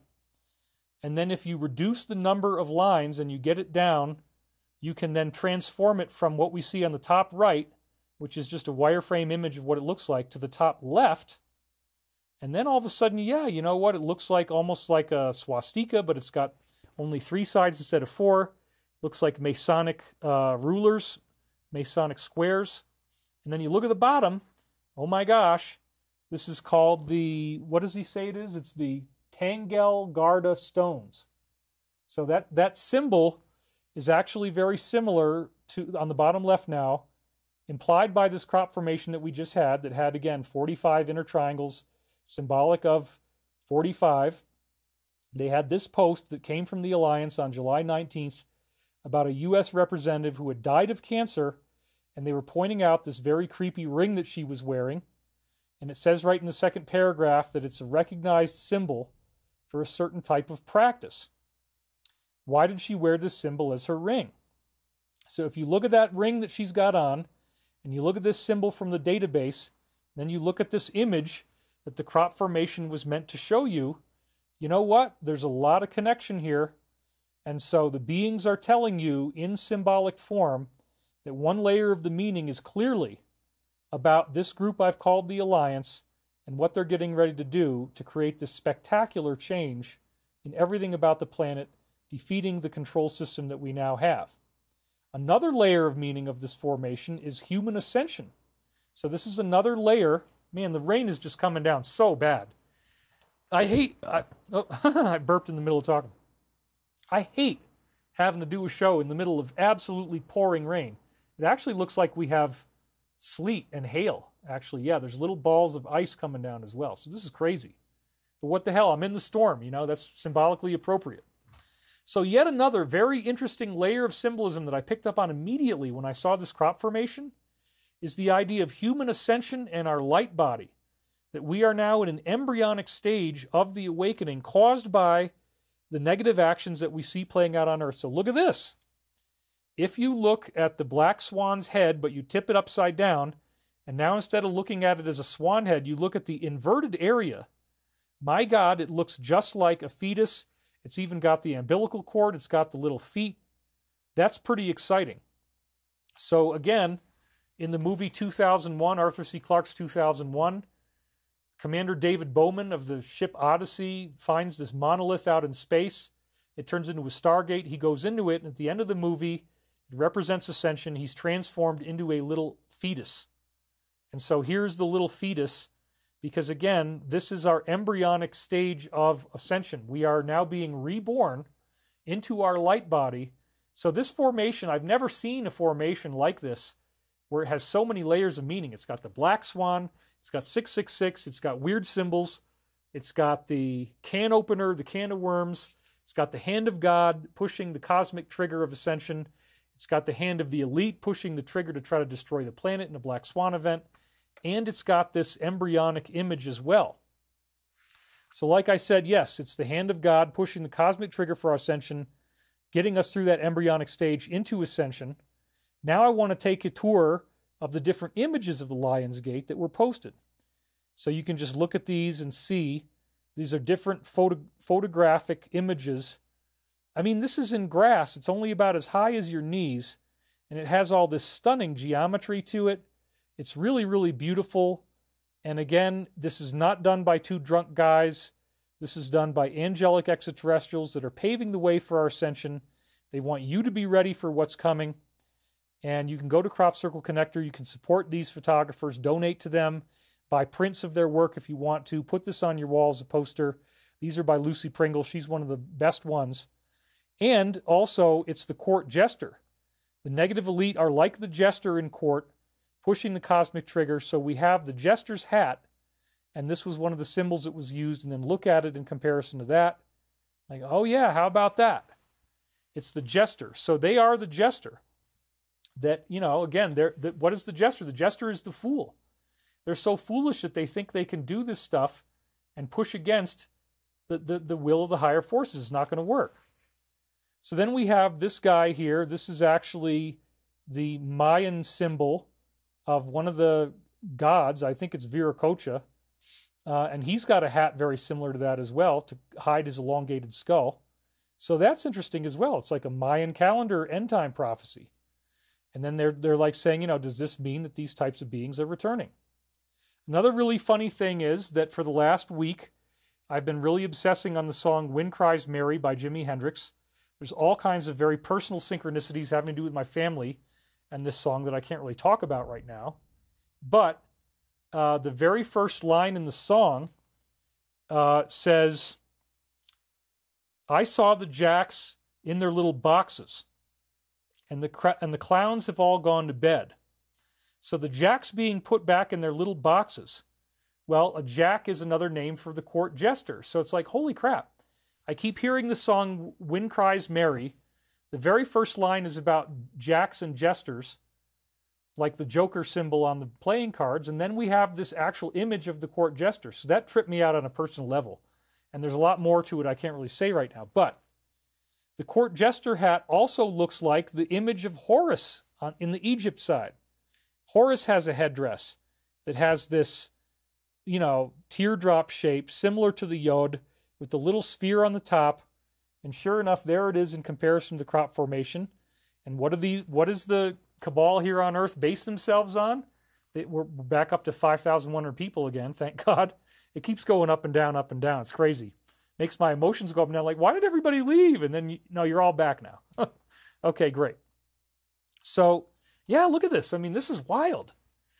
And then remember, they're building themselves, the negative is building themselves off of an Egypt-based occult religion. So again, it got 666, it's got Black Swan, it's got the fetus, it's got the can openers opening the can of worms, it's got pushing the cosmic trigger, pushing the nuclear button, potential Black Swan event, economic collapse, and it's got this Egyptian symbology as well. Looks like the headdress for Horus here. And here's another sculpture of that you can just buy online. Does this mean, again, that the Egypt-loving DS is the court jester? I believe so. Are they trying to push the button of destruction? Yes. But in the process, are they simultaneously activating global ascension? I believe so. Because again, this happened on the date of Lion's Gate. The Lion of Judah is Jesus. 8/8 is the Lion's Gate date, the beginning of the month of Leo. And so this is another picture that was in the Crop Circle Connector. Somebody probably used AI to generate this, but whatever. It's the Lion's Gate 88 formation. And here's another image of the lion looking at you through a stargate. So then somebody else in the comments posted this, and it talks about, again, these images on the right are just people describing how 8/8 is the symbol of the Lion's Gate, and that's what the date means. It's the gateway to the sign of Leo. So, yeah, Jesus is the Lion of Judah, and therefore this whole symbol on the epic meta level is a symbol of Christ's activation and return. And then we have this Crop Circle researcher, J.P. Passos, who had prophetic insight. He actually published this on the 7th of August. And Jonas J.P. Passos. Tomorrow is 8/88, 8/8/2024, and again, 2 + 2 + 4 is 8. We may have some notable crop circle over the Lion's Gate. Well, it actually appeared at the Lion's Gate. So this is the circle makers giving him his props, giving him his due credit. So he says, because 8 is divine justice and 3 times the justice of the Father, the justice of the Son, and the justice of the Holy Spirit are sounding on a condemned world. I wouldn't say we're condemned, but a lot of people might feel that way. Because 888 is the number of the Logos Christ, and the Son is its greatest expression. I would agree with that. That's what the Law of One would say. Being that the sign of Leo in the solar regency was placed on the shoulders of the Archangel Michael. Yeah, so he's tying it in now with Archangel Michael, the overseer, the main... There's only... Some Christian scholars say there's only one archangel. So he's the main angel, the protector of humanity, the destroyer of Satan, right? Because the sign of Leo, the solar regency, placed on the shoulders of Archangel Michael, the great prince of the army of God, who will sound that trumpet of the great gathering of the 144,000 to be gathered by the loving hands of the Son Father. Wow. Okay, I'm in. Then he also pointed out that there's 3 stars of Sirius and or Orion's belt that were shown in this image, which he found in 2020. I guess it was in Poland, and you can find it on Google. But here again, we have the 3 stars in the position of Sirius or Orion's belt, and they're 8-petaled flowers. So it's 888 once again. That's another 888 crop formation. So this is an emulation of the legendary 888 formation that we had that showed up, and it gave enormous personal tie-ins to me because I wrote this all up in my epic article from 2008, 2012 Politics Part 5, Will the NWO Be Defeated?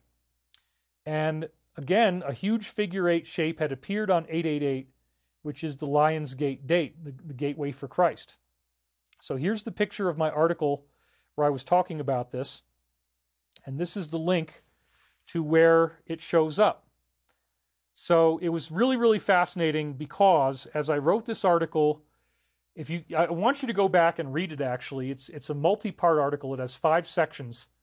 And one of the main points that I was making is I was analyzing crop formations in 2008 and said multiple formations were building up to the date of August 16th. And so I'm not going to go through all of it right now because I don't have enough time. Maybe I will next week. Maybe I'll unpack some of this for you. But the point is there was 7 or 8 different shapes that 2 different guys, one of them was named Dr. Horace Drew, or Red Collie was his code name. And then there was a couple other analysts who were analyzing these formations and saying, you know what? Multiple crop formations all seem to be predicting very exciting events that are going to take place on August 16th, 2008. And there was something very profound that took place on that day, and that's what I wrote my whole article about. The South Ossetia War happened out of nowhere. Russia invaded South Ossetia, and American intelligence agents left behind a treasure trove of documents that were of critical injury to have left them behind. They had code names in them. They had all this classified stuff in them.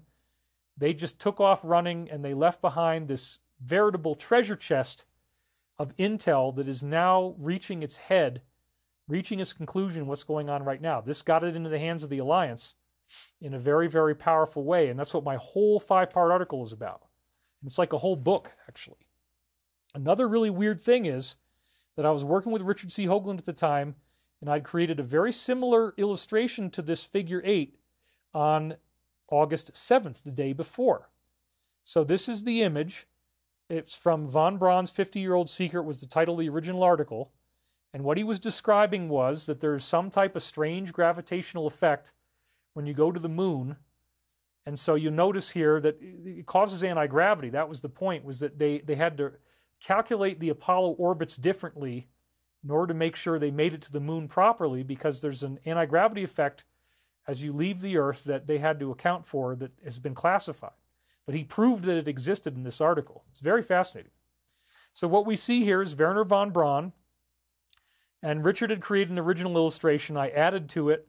He's showing you the Earth. I added the moon over on the right, the man on the moon crying with the missile in his face. And then I added this figure 8 image, and I changed the font of the text for the article. So this is the actual text from my website. You can go and read the link as I posted the link. And so I'm going to read this to you. Richard designed an initial graphic for the Von Braun article, and when I saw it, I felt it could be a lot better with my Photoshop skills at the helm. I felt this was too important to ignore. While I was working on my upgrade to this graphic, a distinct thought came into my mind. I wonder if I could choose a particular image, focus on it, publicize it to the world, and then have it show up as a crop formation the next day.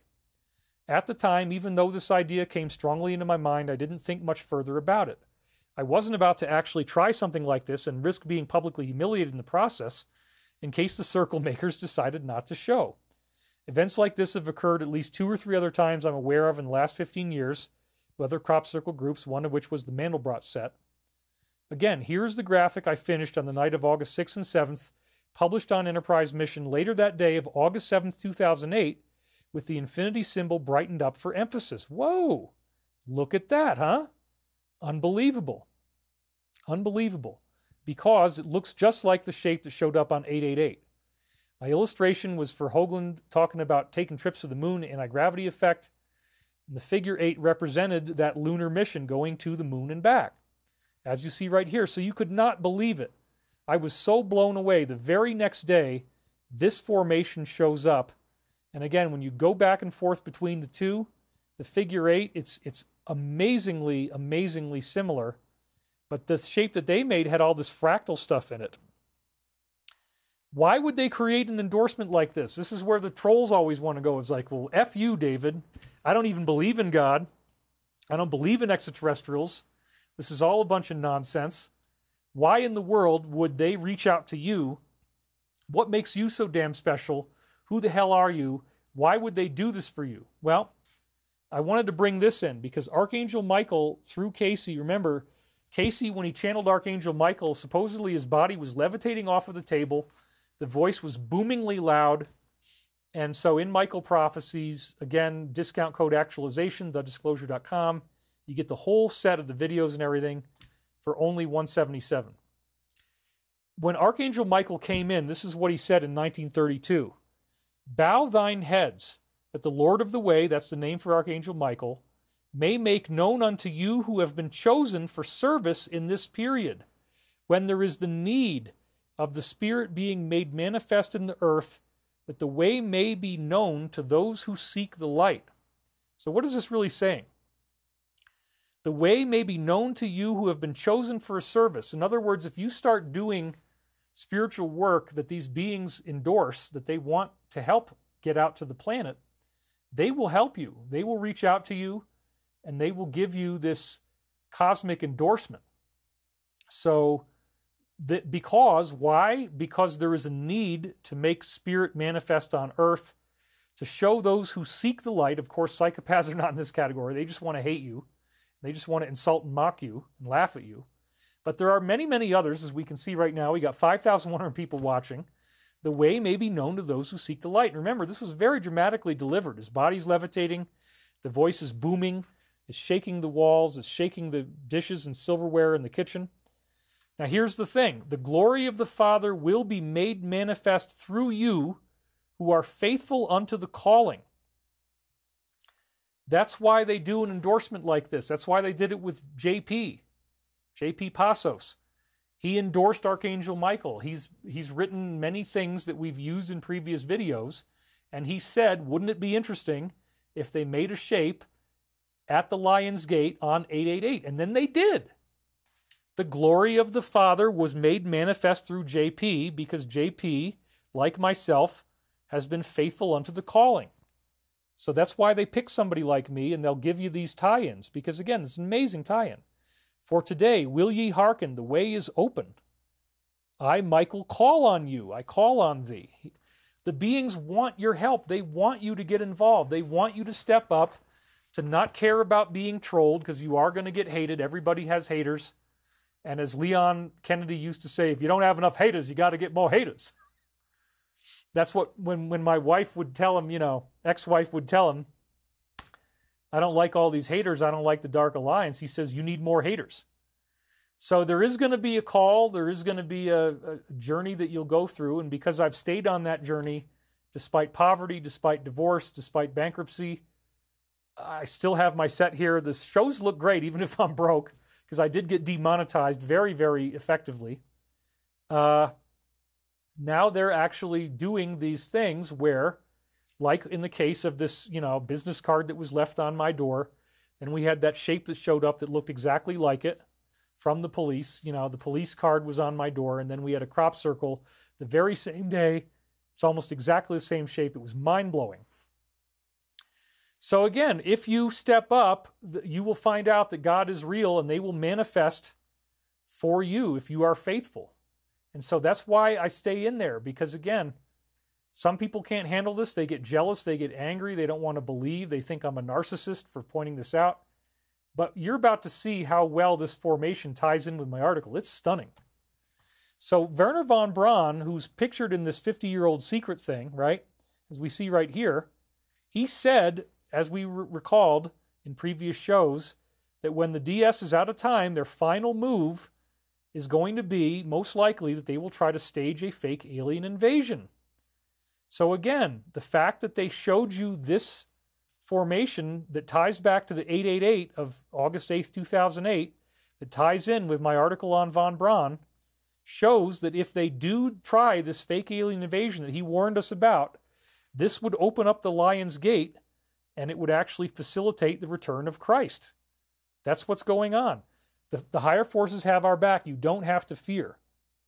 Now, my article went into a big deal about the South Ossetia War and how they captured the invading force from Russia, captured these documents that were incredibly sensitive and that got it into the hands of the Alliance, because I do believe that there's this BRICS thing going on, BRICS, right?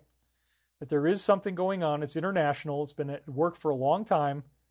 And when they got those documents, it helped pave the way for everything that we're seeing now. It broke the codes, showed them where to go, how to get access to all these secret chat rooms that they use, like in video games and stuff.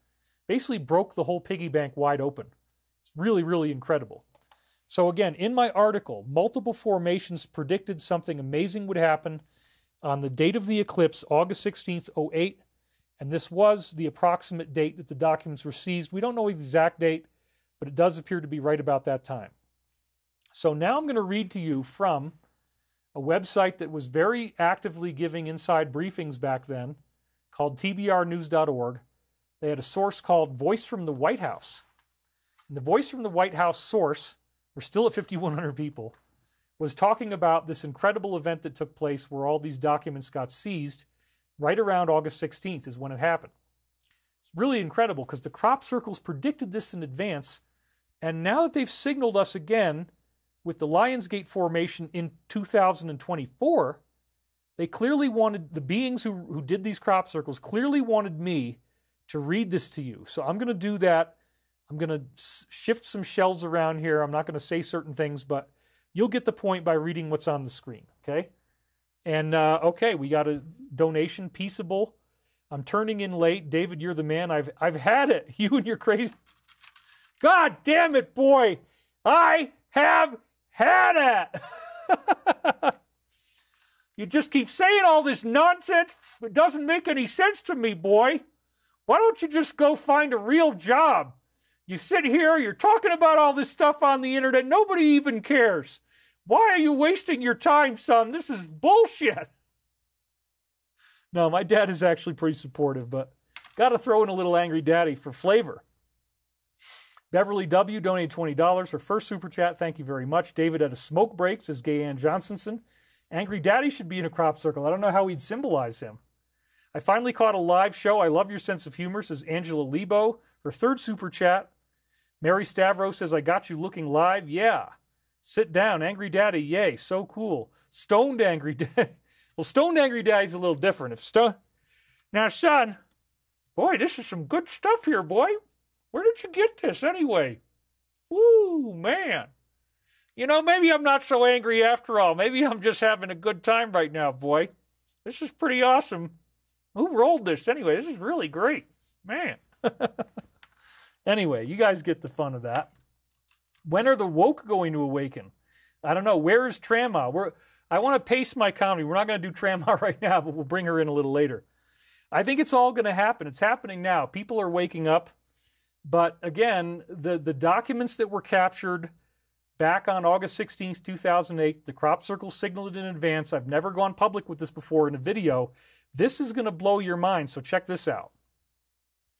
It says, The Truth About Georgia, August 28th, 2008, by Brian Herring. He's the guy that was on TBR, and that was his email at the time. Probably doesn't still work.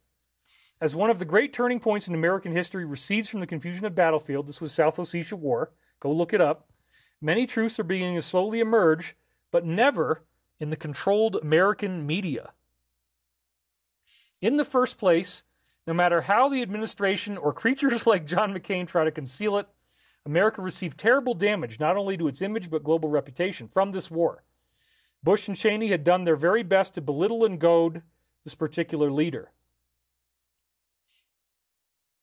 And when he reacted, which was what the war turned into, they fled the field in terror, leaving behind many tons of valuable military equipment. Here it is, trucks full of highly secret papers that got into the hands of the alliance, because again, it's an international group, a number of dead American soldiers, an outraged and howling eye, and the shattered remains of their Caucasian puppet state. And I is in the news right now again. There's this whole thing getting ready to happen, which was set up not only to antagonize P, but to give their I allies a convenient base from which to launch brutal attacks on Iran. And they lost that ability because, again, they lost the entire base in South Ossetia. So this was a critical failure for the small country. And now the small country is very much in the news, huh? Very interesting. This entire third-grade farce exploded in Washington's face. The U.S. military fled the country, leaving the trusting Georgians, this country was Georgia, to have to deal with these massive armor attacks. The I ran away almost as fast, but they left drones and much of their valuable spy equipment behind as they hastened back to the security of their own country. Isn't this interesting? All this stuff the Alliance has been talking about these guys now. The betrayed and tricked Georgians were left behind, as were tons of American taxpayer-funded equipment. This was on the very day that the crop circles had predicted that something amazing was going to happen that would lead to the Lion's Gate, the portal, the coming of Jesus, second coming of Christ. Much wailing and rending of garments over at the embassy over the Georgian debacle recently. It was planned that their Air Force people would attack Iran during the confusion caused by the artillery bombardment in South Ossetia, Georgia, but the swift and totally unanticipated response took everyone by surprise. It was planned that their Air Force people would attack Iran. I wrote about this in 2008, September, and now there's an attack that just happened in Iran, wasn't there? Where the head of Hezbollah got blown up, and now everybody's freaked out thinking they're going to do a counterattack. VI Tech doing $20. Thank you very much. This is freaking mind-blowing, you guys. Wow. The attack was set up, and it almost happened, and we were all on the edges of our seat this past week, and then somehow, we're doing these global peace meditations. We're hoping that there aren't going to be wars. If you get more than 5,000, 7,000 people meditating, something like that, we got 5,000 right now, you can actually change the outcome. That's a scientific fact. I call it the meditation effect. It was discovered by Maharishi Mahesh Yogi originally, and then the Transcendental Meditation people did a lot of studies like this. They'd have 7,000 people meditating, and then world crime, terrorism, and fatalities would decrease by 72%. So why would anybody not want me to do a show where we're using a peaceful technology, doesn't hurt anybody, we do a meditation at the end, and you get a 72% reduction in crime, terrorism, death, domestic violence, you get increases in the economy, and all that people have to do is meditate. And that's what you're doing right now. As you listen to me, this is the meditation. This is the peace meditation. It's not just at the end. I'm creating coherent consciousness. I'm showing you a path of light, a ray of hope that gets us out of this jam that we're in. It makes it so it's not so freaking scary to be going through all this stuff. So again, the crop formations in 2008 signaled the date of August 16th, and they came out with this 888 formation that is the Lion's Gate that precisely duplicated the shape that I had in the von Braun article that I wrote for Richard Hoagland. Von Braun, of course, again, was the guy who said the final step they're going to do is to attack with UFOs and say that's an alien invasion to try to take over the planet that way. But in my article about the 888 formation, it talks about that the small country was about to attack Iran from this base in Georgia, and they lost the ability to do that. Wow. It's like so freaking mind-blowing that the crop makers got me to tell you this and tied all these pieces together. It's so prophetic and layered, all this nuanced layers of exactly the historical events that are happening again right now, where there's a war going on with this country, and there might be this big blow-up that happens with Iran. We're all on the edge of our seat. We don't know what's going to happen. It's incredible. So it was planned that they would attack Iran during this confusion, but the swift and totally unanticipated military attack that they received took everyone by surprise. They weren't able to do that. Maybe that's going to happen again. Look at this. The people who did the attack captured all kinds of highly sensitive documents, and the Bush people are terrified about what might turn up. Because, yeah, you know why? Because it blows the whistle on the whole elite cabal. It's over. That stuff blows it all out for them. And now we're seeing the fulfillment of that data that they got 16 years ago. What they're doing is they're exposing all that data now in a very controlled release program so that there is a great awakening taking place. Isn't that amazing? The Bush people are terrified about what these highly sensitive captured documents might turn up. The small people, the country, rather, they're not small, they're normal size. Trying to be careful here. They are furious, and at more than a loss of equipment and documents. They had been pushing the feeble-minded McCain into putting the detestable Joe Lieberman onto the ticket as vice president. Wow. Because it was obvious that McCain would never finish his first term. He was too old. Holy crap, stop right there. He would never finish his term. McCain would never finish his term because he's too old, and they were going to put a detestable vice president on the ticket instead. Once again, this is my article from 2008. I'm quoting it for you. You can go back and put the link in. You can read it. And what is happening right now? It wasn't McCain this time. It was Biden. He had to step down. He had to stop running because he's too old and feeble. And then the VP is people, a lot of people don't like the VP, who's now become the candidate. And then the guy that she chose is detestable as well for a lot of people. And there's all this stuff coming out about him that if you ever watched the movie Tommy Boy with Chris Farley, the Saturday Night Live character who's heavy set, and when they're getting pulled over by the police, he tells his friend David Spade to just do what I'm doing. And he starts waving his hands around his head, and he runs out of the car and he goes, "Bees, bees, your weapons are useless against them." And that was his idea of how to stop from being arrested. Well, now you have this Waltz character who actually pretended to be deaf when he got pulled over. Very similar to the Chris Farley strategy. And he's a draft dodger. He actually had become a non-commissioned officer, NCO, and he left all of his guys in the lurch, and then he tried to virtue signal, say he went to Iraq, and he never actually did.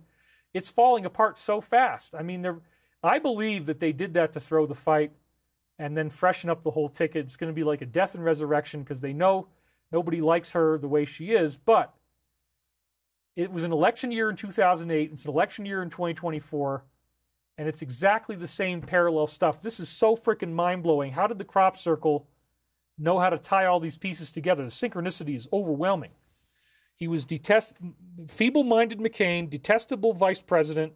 Obvious that he would I should have put that in yellow, that he would never finish his first term. Well, that's what's happened with good old Joe. And these people would have one of their strongest supporters in the Oval Office. Imagine that. That's what the alliance keeps talking about over and over again. Remember, there's two factions. There's the small faction that I talked about, and then there's the European faction. And the European faction was controlling the Dems for the most part, and the small faction was controlling the Republicans, which again was McCain. So they wanted their hand-picked candidate, which would have been Lieberman, to play along with that agenda. We had two donations. Clay Jackson donated first $2. Then he thought again. He said, you know what? I'm going to kick in another $20. Thank you, Clay Jackson. We really appreciate your help. You're awesome. Jackie Baby says, David, I purchased the Michael Prophecies books. I want the videos. Did you make the button yet? No, I'm sorry, I haven't. I'm going to get to that this week, but I had to get this amazing show put together for you guys first. It's so stunning what we're seeing here. I had to make a whole show about it. The crop circle essentially derailed this week's content. We're going to have to do that next week. Clay Jackson donated another $5, celebrating your third super chat. Thank you, Clay Jackson. Doing a shout out for Clay Jackson. Please, Mars says, please do a meditation of all of us visualizing all humans being consciousness united and ascending in a white light spiral. Well, I guess we're doing that right now. Please don't leave at the end for the show. We need to change the world together. Yeah, that's true. Tarotina is making a good point there, which is that we always lose about 400 people in the meditation. I guess they're staying up late in Europe and they're barely awake. And please try to stay awake. I typically only keep it to 2 or 3 minutes, but it does help us with this 72% reduction in crime, terrorism, fatalities in the meditation effect if you actually stick with us. But right now, we've already had 16,000 views. The average view time is 33 minutes.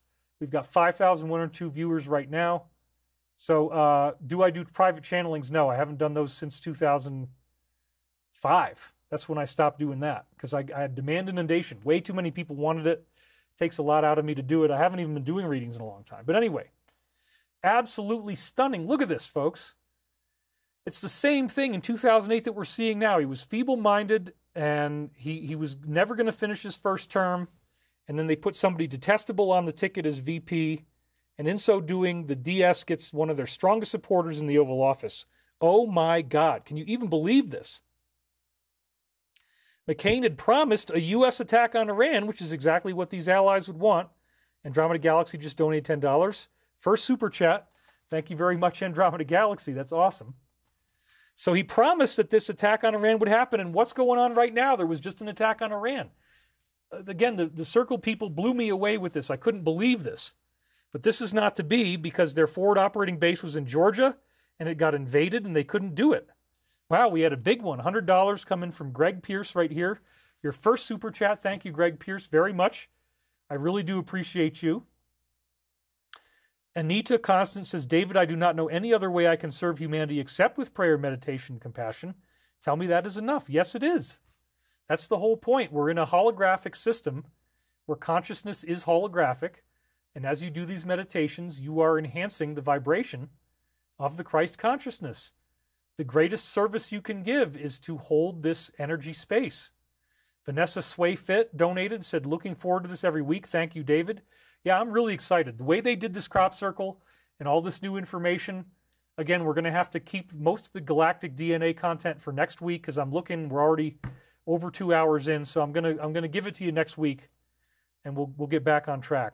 Roger Zabarik says, wow, thank you for everything. $20. Yes, thank you, Roger. And then 3D Kernahan says, a script has to be followed to bring about a certain income. I would agree with that. Nor Technology says Jesus is king. I would agree with that. Dean Pratt says, to effectively meditate, you must feel your own desire. Regardless of the space or time, your thoughts will transverse all. I want Michael Prophecies in paperback, says Enrico Dion Viglione. I'm trying to get there. Andromeda Galaxy says, oh, he donated 888. Very symbolically appropriate, right here. David, thank you for being so brave. Your soul must be proud. Well, that's why they're giving me these crop circles. Again, the glory of the Father will be manifest unto those who remain faithful to the calling. Are you aware of support coming from inner earth beings for humanity? Yeah, that's part of what the crop circles are. Erica Campbell donated $50 right here. Thank you so much. You continue to do this work, inspiration. Then Mermaidizing Mentoring donated again. Banks crashing in 2 days, I heard. Well, I don't know if that's true. Getting all my money out just in case. It's pronounced mermazing, like amazing except mermaid. Mermazing. Okay, I got it. Jackie, baby, do you think Archangel Michael was reincarnated as Jesus? No. Jesus is the Logos. That's the one infinite creator consciousness of the galaxy. Archangel Michael is the mass consciousness of fourth density humanity. It's not just one being. Otis Carr says, hey, David, does Colin have a story about Uluru or didgeridoos? You want more, Colin? Well, I'm never going to get through my content if I keep being funny. But anyway, the screen got frozen, somebody said. Empty yourself and let the Christ enter. Paul Raynaud says, why do you have to build fighter jets and weapons of war with that technology? It's about financing the company. Doesn't seem right. Look, the whole point is, as I've said before, we need these right now, and our company does have technology that will save us millions and millions and millions and millions of dollars. We have jets that only cost $25,000 instead of, $25 million instead of $700 million, for example.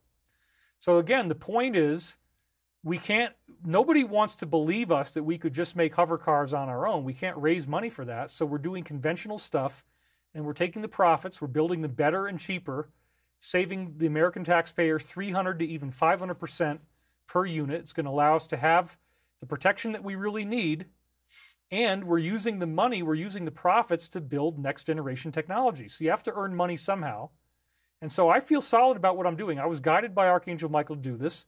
And Archangel Michael, as Saint Germain, was the unknown stranger who actually spoke and got the people to sign the Declaration of Independence, the Founding Fathers. And that was all about the Second Amendment, the right to bear arms. So this is just an extension of the Second Amendment, which was from Saint Germain, from Archangel Michael. Yes, we do need these technologies. We do need these systems to be in place. So again, we're saving a fortune. We're saving hundreds of millions of dollars. And that's something that I feel passionately about, because I think a lot of this stuff is very overpriced. And where is the money going? It's just going into people's pockets. We're going to reinvest that money. So again, if you can use something that nobody wants to deal with, but you can use the profits from that for a positive purpose, I think that's a good thing.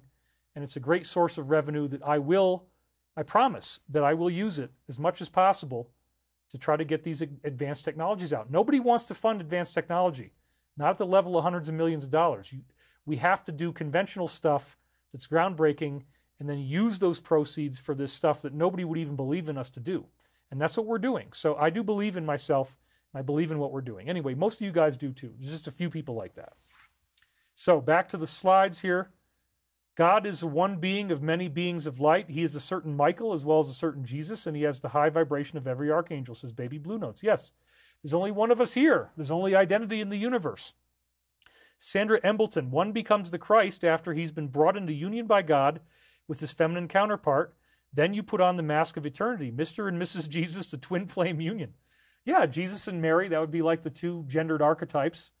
And Mary shows up a lot in this stuff. So I would totally agree with that.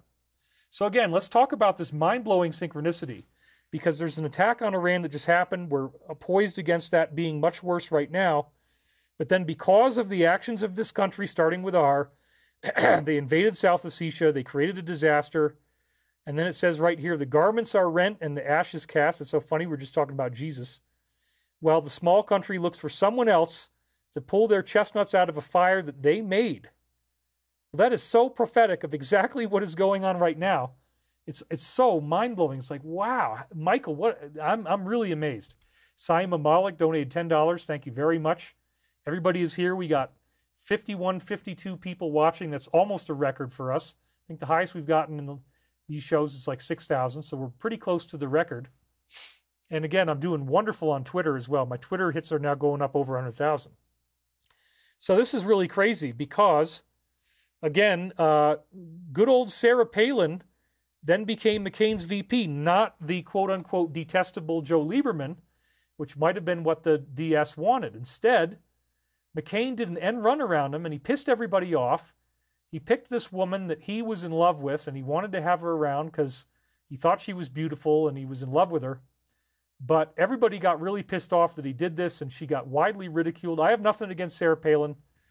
But at the time, it's the same stuff that people are now saying about Kamala, that she was dumb, that she was too radical, except on this case, Sarah Palin was on the right instead of the left. But a lot of the same slurs, a lot of the same mean, vicious attacks were being used. But she was going to be the VP, and now we got Kamala, who's now would be president if she won the election, supposedly, right? So this is really, really interesting, all these interconnections. Because on the very same day that this stuff comes out, and that, they make these announcements, we have Sarah Palin get picked as the VP. So let's read this. This is from my article. You got to read the whole thing to get all the context.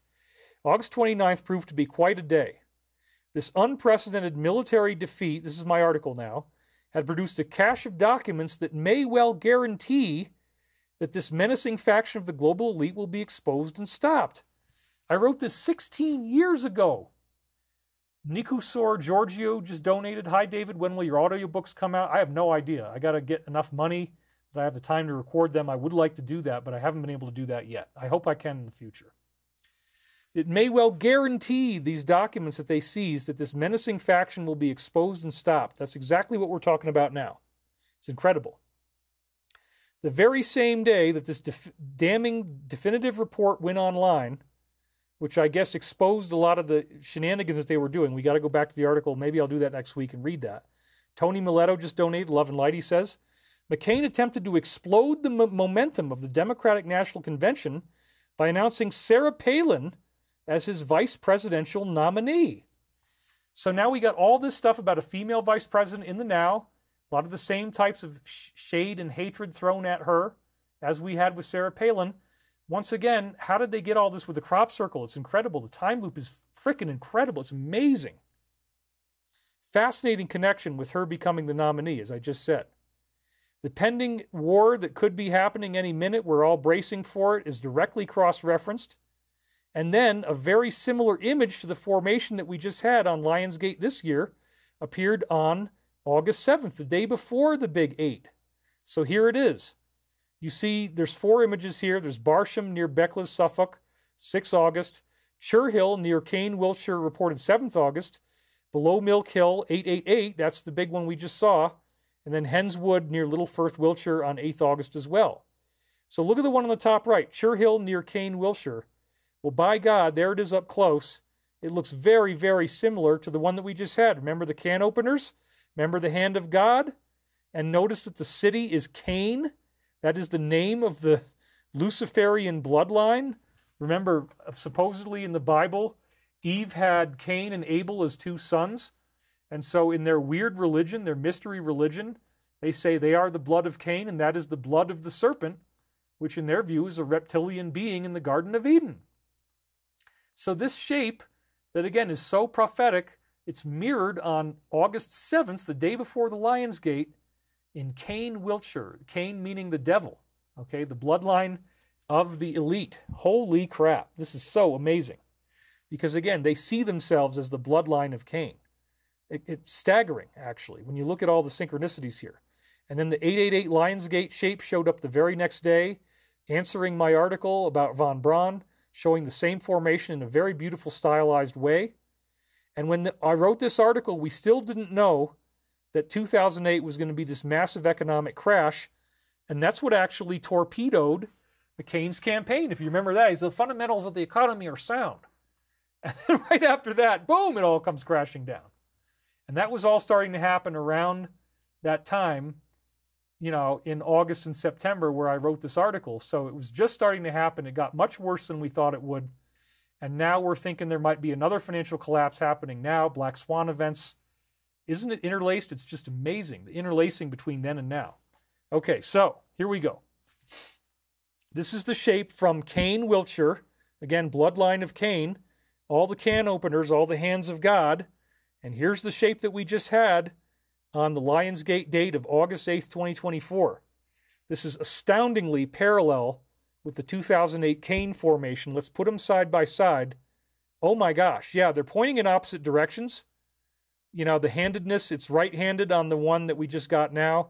It's left-handed point in terms of clockwise or counterclockwise in the one from 2008. But yeah, there is an incredible amount of similarity between the two. And you have the galactic flower, like the DNA thing again. So you got Yodes, you got the bloodline of Cain, you got the can openers. I mean, wow. So this was like, again, just a stunning endorsement from the beings who make the circles, because the day after this Cain formation showed up is the 8 that was directly in response to my big poster I made for Hoagland's article, and he was getting millions of views. So a lot of people saw that poster that I made, and again, they answered it the very next day in the crop circle. So the day that this formation showed up on the left was the exact same day that my article for Richard Hoagland actually got published. Well, I didn't write it, but I did the screen capture. I redid the splash screen art for the beginning of the article, and I also helped him edit the copy as well and helped him write some of it. So this is incredible. And then the Lionsgate formation also illustrates the landing paths of the Apollo. This is something I talked about in 2008. The Lunar Orbit Rendezvous, that's an image from my 2008 article on the right there, showing the Apollo rocket going to the moon. This is from the 1960s. They made this illustration. And by God, there it is on the left in the formation that we just got. So in addition to all the other symbolism of this new shape that they just made, we got the can opener opening can of worms. We got the black swan event. We got the fetus, the embryo with the little eye. Looks very similar. Stephen D. Gaetano just donated. He said $20. He says, do you think the aurora borealis will engulf the earth to help upgrade humanity's DNA? Yeah. In the Hindu prophecies of ascension, they talk about this rainbow-colored light that appears in the sky when this happens. And in the Michael Prophecies Sacred Science course, I also talk about the Fatima event where a disk of dull silver showed up, dried off the clothes of 90,000 people in the rain. It blocked out the sun. It created the stars coming out in the middle of the daytime. And then they shot out these rainbow colors of light. So it does appear that in the first wave of the solar flash that we're going to get next year, according to Michael, in 2025, as it also said in the Virgin Mary of Garabandal thing, you're going to remember your prophecy, you're going to remember your past lives, you're going to have this amazing psychedelic insight in 2025 is where it appears to be coming. And when we get the solar flash, which is non-catastrophic, it's not going to destroy the Earth, there will be rainbow-colored light in the sky from the aurora borealis. So yes, Stephen, you're exactly right. Claire says, are you single? I'm a 43-year-old lady in Sedona. I'd love to take you out on a date. Let me know to get chai tea. I have a favorite spot.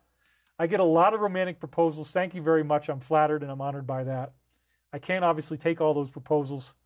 And I'm not actually interested in having any relationships right now because I'm in so much danger. Doing this is very, very reductive against my lifespan. So I hope I'm going to be okay, but I have no idea. Is there a way for previous buyers to get the Michael Prophecy videos? Sorry if I missed this. Yes, I'm sorry. I haven't announced that yet. A lot of people are asking me. I will make a code for people who have bought it already so you can get the videos at a deep discount. I think I'm going to make it like $88 for the videos or something like that. Sorry I haven't done that yet, but I will. Anyway, let's get back to our content here. Because again, what we're dealing with is this stunning illustration of the lunar orbit rendezvous. So once again, this formation is the hand of God pushing the cosmic trigger so that we can go to the moon. We can have a lunar orbit rendezvous. Isn't that cool? And that's what my company is doing. One of the first things we want to do with these hover cars is start to travel out into space. And we're not going to be alone in the universe anymore. We're going to have a galactic family reunion. So it's got the court jester hat. It's got the hat of Viracocha. It's got the hat of Horus. It symbolizes the DS. It symbolizes the black swan, the embryo, the ascension. And it symbolizes us going out into space. And it symbolizes DNA expansion. And it symbolizes the Yod, which is divine energy coming into manifestation to destroy the DS. It's incredible. So this part of the story was featured in part 4 of 2012 Politics. We had another donation come in right here. Trent Malik. Thanks again for what you do, David. I've been following you since 2007 from Divine Cosmos articles, Richard Hoagland, Carrie Cassidy until now. Your teachings are important. I joke on here sometimes. I hope it doesn't look like a troll. It's my bad attempt at humor. Now, I never remember being mad at Trent Malik, so you're okay, dude. But there are some people who write some really mean stuff here, and we have a whole team of people who are watching these comments to block people who start to just go on a hate binge, because there are people that probably are psychopathic, and that's just what they want to do is laugh at me, mock me, ridicule me, say that I'm a con artist, say that all this stuff I'm telling you is fake. But again, I don't know how you could fake all this. I mean, I wrote a very complex article called 2012 Politics. Let's go back into part 4. Oh, here's another one. Mars donated $5. Thank you, David. Are the hover cars coming before our solar flash next year? Probably not. But I think that after the solar flash, we're going to get upgraded. Our consciousness is going to work differently, and the hover cars will be a very natural extension of that. Plus, I think we're going to get ET support in order to help us go through that. So now let's look at part 4 of my article here. This is really cool because, whoops, let's go back for a second. It says September 29, 2008, the economic collapse was just starting to happen. We didn't know it was going to be so bad at that point. And at that time, I was doing an event in Phoenix, Arizona that was called Secrets, and the keynote speakers were myself, Richard Hoagland, and William Henry. Notice that I took the figure 8 formation that was the 888 shape. It's now been duplicated with Lionsgate. It was on the thing I made for Hoagland. And I turned it into an S. I deleted some of the circles and turned it into the S of secrets. And then also notice that I took it in a white form and I made the opacity like 20%. And I put it in the background behind the Phoenix. You can see that figure 8 shape is there in the background. Okay, if you look behind, you can see it. It's kind of dim, but the crop circle is right there. And this was a conference I was booked to do at the time.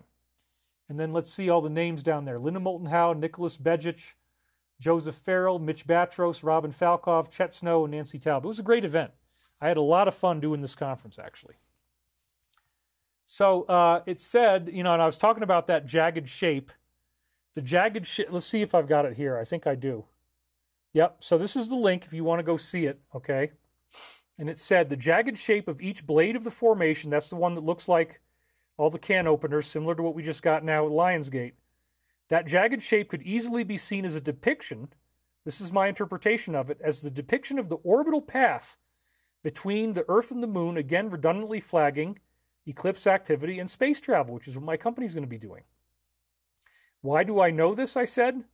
I had just seen that exact same shape in the diagrams of Apollo's orbital paths in Richard Hoagland's article on von Braun that went up that very same day, August 7th.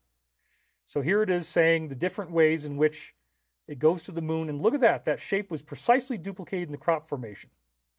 Count the 8 spokes in the Churchill-Kane formation as the number of days since it appeared on August 7th. And you have August 15th, which again is very close to the eclipse date of August 16th, which is when these documents were captured in South Ossetia, Georgia. So yeah, there it is again.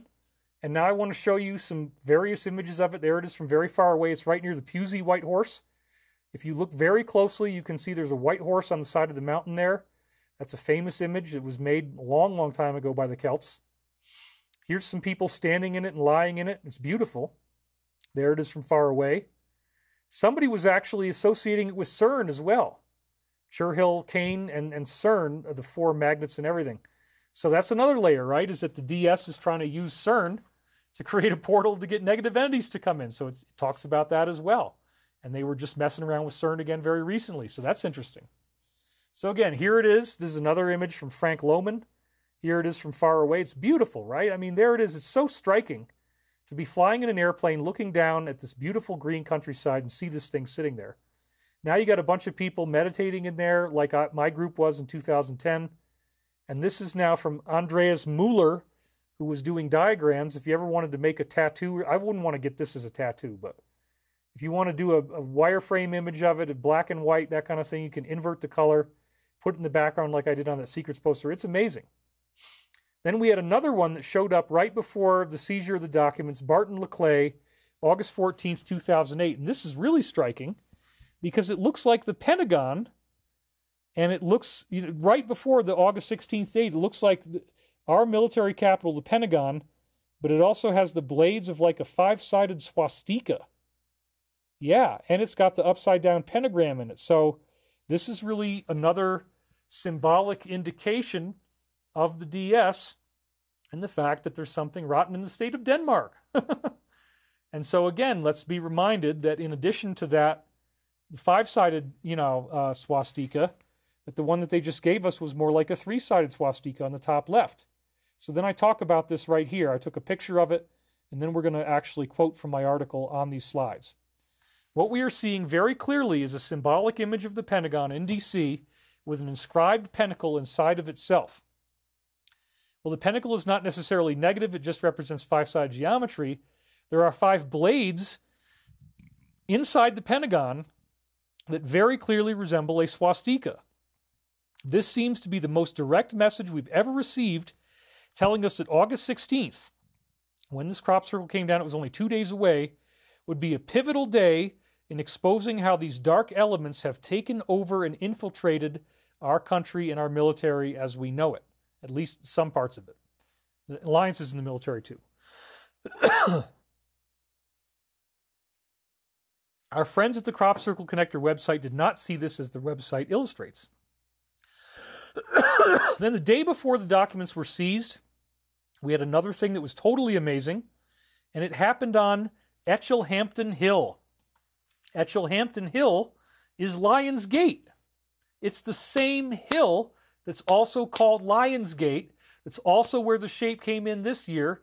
It was referenced in my article, and it shows you a Christian cross made out of DNA. And I was thinking over the last week, I really ought to bring in that DNA crucifix shape. I got to remember where it was. Well, they did it for me. We had 2 more donations come in here. Lynette Morrison says, "You are amazing." Your first super chat. Thank you very much, Lynette. And Phil Kusubris also donated $20. There are more people donate $20 in a pattern here. Look at that. They both did it at the same time. Gets the same color code. Very interesting. Synchronicity again. Phil says, "There are more things in heaven and earth, Horatio, than are dreamt of in your philosophy, like a Lion's Gate." 3D Kernahan says, "The word swastika literally means welcome." And we went down to 4,300 and we were right back up to 5,150 again. So you can't really go by this. But again, we got one of the biggest audiences we've ever had. David spoke to the 5,000 people. Okay? I'm emulating the path of the master here. We got the audience of 5,000. And we're talking about the DNA crucifix, the shape of Christ's cross. So this is really, really cool here. Let's check this out. Oh my goodness. It's so beautiful. Now you got to understand, this thing is frickin' gigantic. Look at the number of tractor lines, and remember that each of those sets of tractor lines are maybe like 40 feet apart. So this is absolutely colossal, a colossal, colossal crucifix they printed into this crop formation. So here's where I wrote about it with the original link, and we're going to use the text again so I don't have to read it off of this, and you can see it very easily. It says, and remember, this was the Lions Gate Hill. It's the same hill where our new favorite formation just showed up. In this next formation, from just one day before the big eclipse, where all these sensitive documents were seized and it stopped the Iran attack from happening, because that's where they were going to do it from, a religious message appears, showing there is an answer to the crises we were demonstrated from the previous day's formation. You will obviously see it as a cross, but it has Celtic elements as well. I'll show you that. Furthermore, the repeated suggestion of yin-yang formations illustrate a cross-platform religious nature of this formation. And just in the last show, I was talking about the yin-yang. Can you imagine that, huh? This is incredible. All that stuff about, Dr. Aspen and the Kuans, and that they're in opposing pairs, and I talked about the yin-yang. Anyway, the DNA double helix is strongly implied in this formation. And again, it's talking about the sacramentalization of our DNA, that we have a Christ activation in our DNA. It's a DNA crucifix. Our DNA will turn us into Christed beings. That's the prophecy they're giving you here. And it's made for now. Even though they printed it in 2008, they wanted me to talk about this now. I was thinking about that formation all this past week, and I already showed you other examples of similar DNA formations.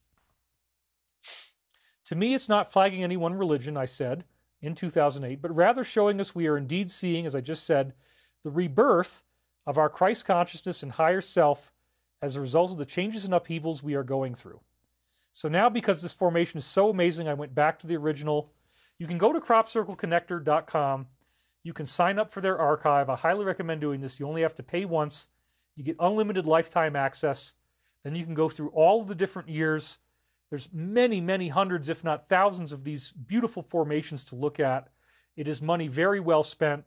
I have my username and password. It just pops up, and I can go in there. And so I grab pictures out of that database. Otherwise, you can't find it otherwise. You have to pay for it. But I want you to see this. There's so many others in the database. I recommend subscribing. So again, between these sets of parallel lines, attractor lines, it's like 40 feet. So this thing is absolutely so huge, incredible. There it is again, showing the DNA shapes. Here it is from the bottom. And then here it is compared to various other Celtic crosses. Well, look at that. It really does have a Celtic cross look to it. And then they compared it to crosses from Mayan symbology. And it has Mayan connections as well. And in the shape that we just saw, it looks like Mayan hats. The one that was just on Lionsgate this year had the Mayan hats.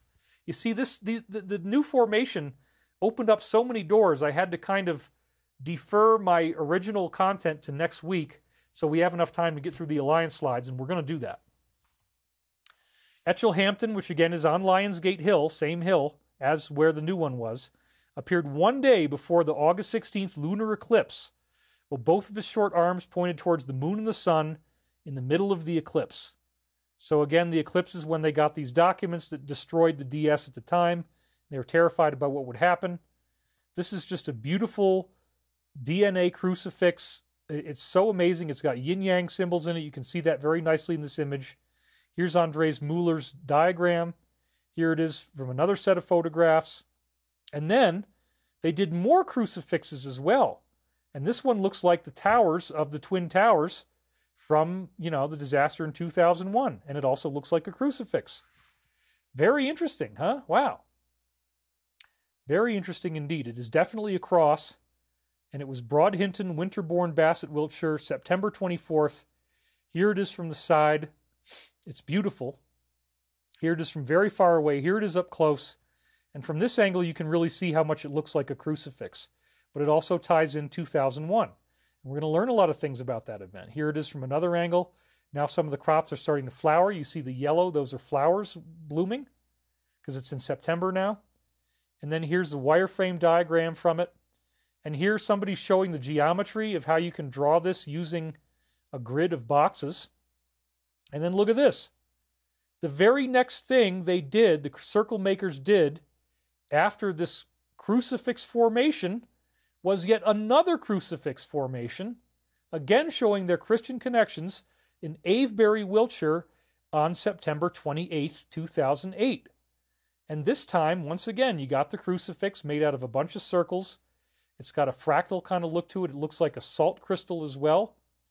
But again, there's no question that this is a Christian symbol similar to the idea of salt.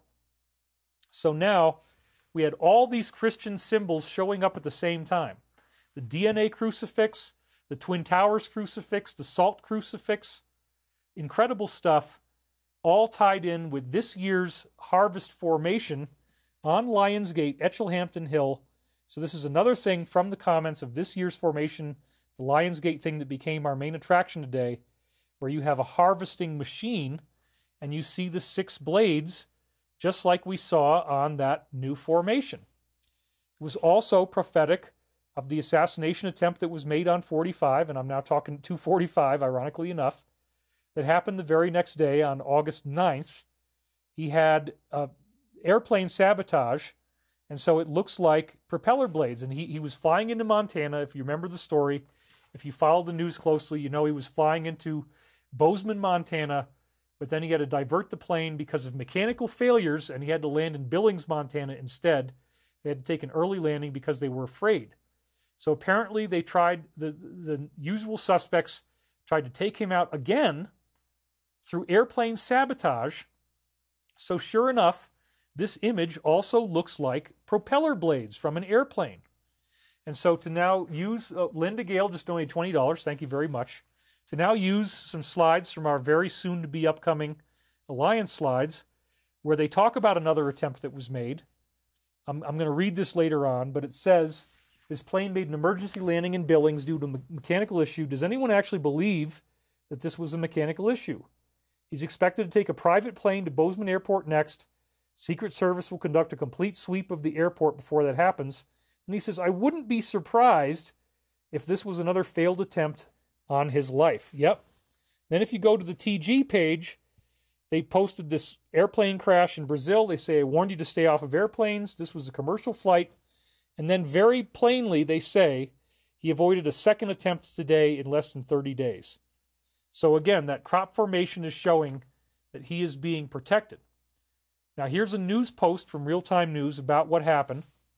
And we'll zoom in on that. It says it was diverted on the way to Bozeman, but landed safely in nearby Billings, according to a staff member at the airport.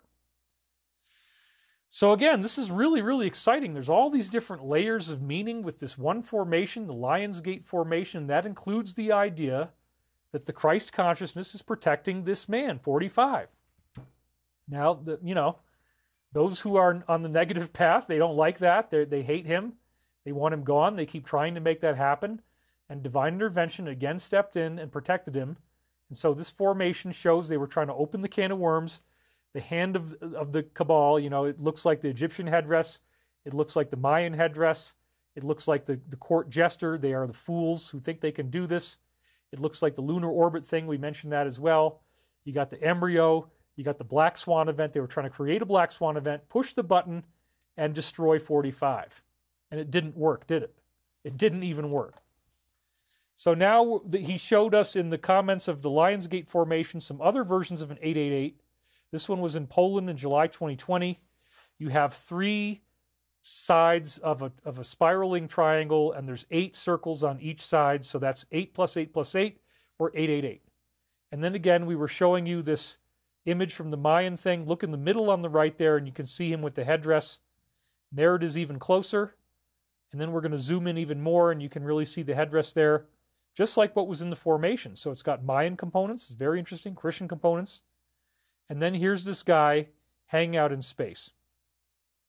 So at this point, given the needs of the moment and where we are, this formation was very exciting, and it ties in all these really cool things. So I'm going to go right over now to our Alliance slides, because we just simply don't have enough time. And I don't want to be, you know, it burns my eyeballs to sit here in front of the cameras. So, you know, we're going to have a great show. We're going to try to keep it to 3.5 hours. It might take 4 hours to get through this. I don't know. We're at 2 hours and 45 minutes right now. So somebody was saying that the subtitles disappear in this section of the show. I have no control over that. If somebody wants to monkey around and play with this stuff, they can. But again, all of these formations together, the 888 formation, the Lion's Gate, you know, 45 has also been compared to the lion. They've used some of those in their Alliance postings. The roaring of the lion and the wounded lion when he was shot, but then he miraculously survived. So there's very interesting parallels here. And again, the 888 formation tied back in with the original 888 formation, not from 2024, but the one that happened back in 2008. It ties in with Senator McCain, who was running for president, but he was too old and feeble to make it. It's very similar to Joe Biden. He picked a vice president that nobody liked, which was Sarah Palin. Happened on the same day that all these things are happening. The South Ossetia situation in Georgia stopped the small country from making an attack on Iran. That showed up in the formation. And again, these connections are so mind-blowing, interconnected. It's like, wow. The ultimate point that I want you to see here is that, yes, we are going through a galactic DNA activation, like the title of the show. I'll go more into the physics of that next week. But we saw that crop circle that showed you the galactic waves of DNA coming off. And then when we go back to the original 888 formation in 2008, on August 14th, on the same hill where the Lionsgate formation just appeared a few days ago, we had the DNA crucifix, showing you that your DNA is going to be activated in the Christ consciousness. How is that happening? It's happening through the work that the Alliance is doing to tear down the walls of deceit, to bring us into the real information that's going to awaken you so that you'll understand that the world is actually an illusion. And there's a lot of sleepers who are going to have to wake up for this. So the first post that we're going to talk about was Joe Rogan's Great Awakening references in the comedy show. And again, you can go to X and find this for yourself. I'm just going to read it to you.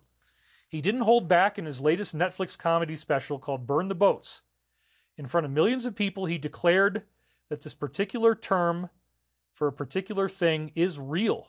Okay, this is the Great Awakening.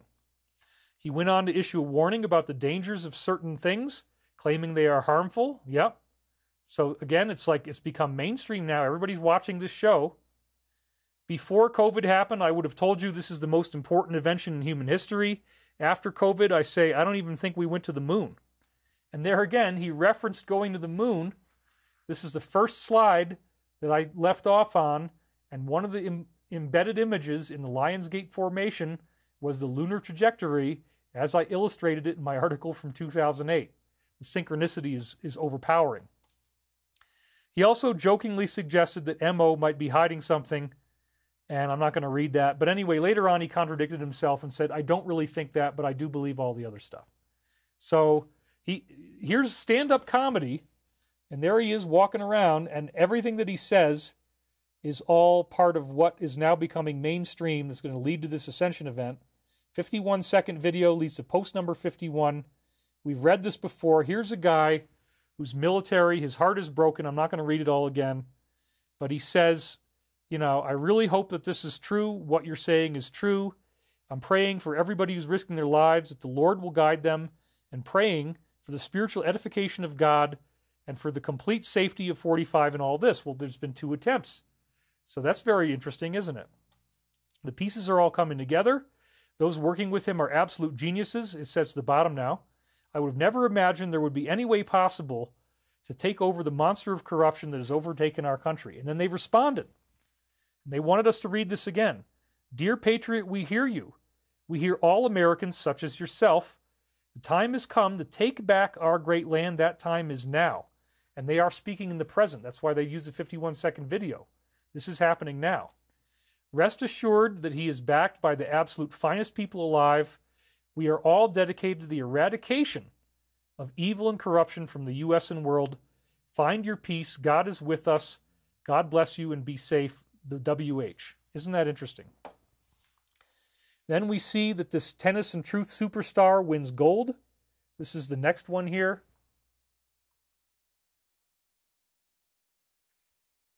At 37 years old, he's become the oldest gold medalist since 1988. His victory is a refreshing change from this organization that's been criticized for elements of mocking God, and he just declared that Christ is king. And there's a 72-second video leading us to post number 72.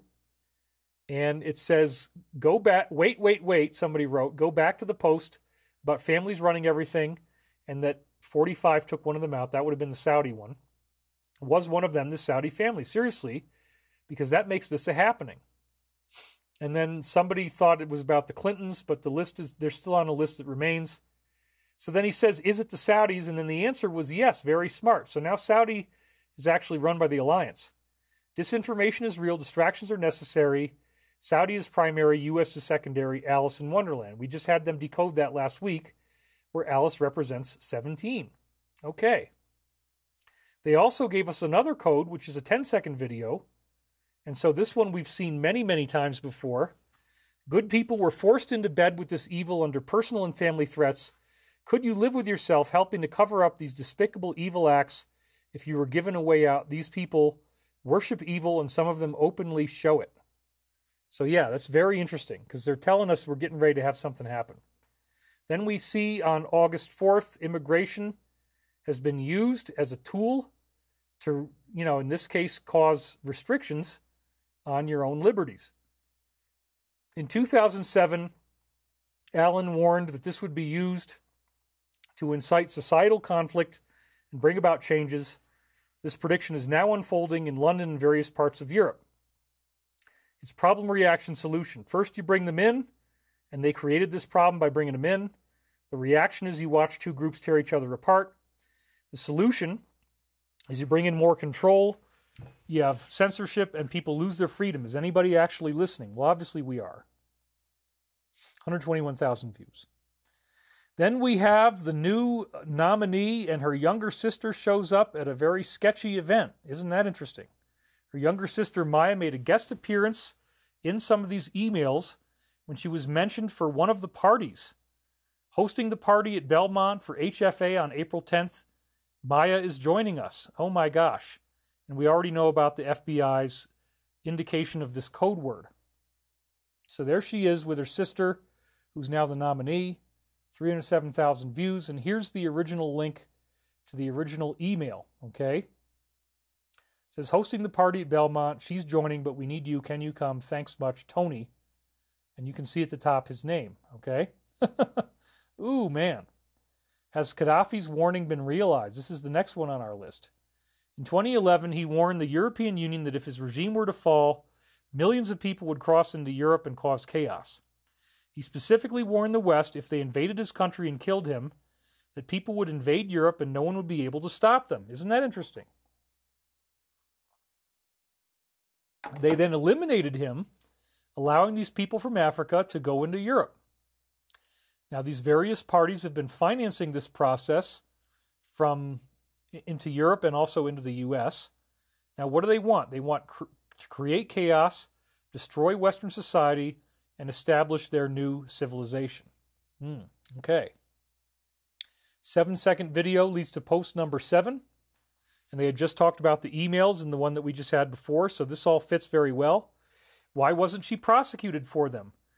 Put simply, they were ultimately okayed by using a non-government email address to communicate. There was an alias along with each of the cabinet members.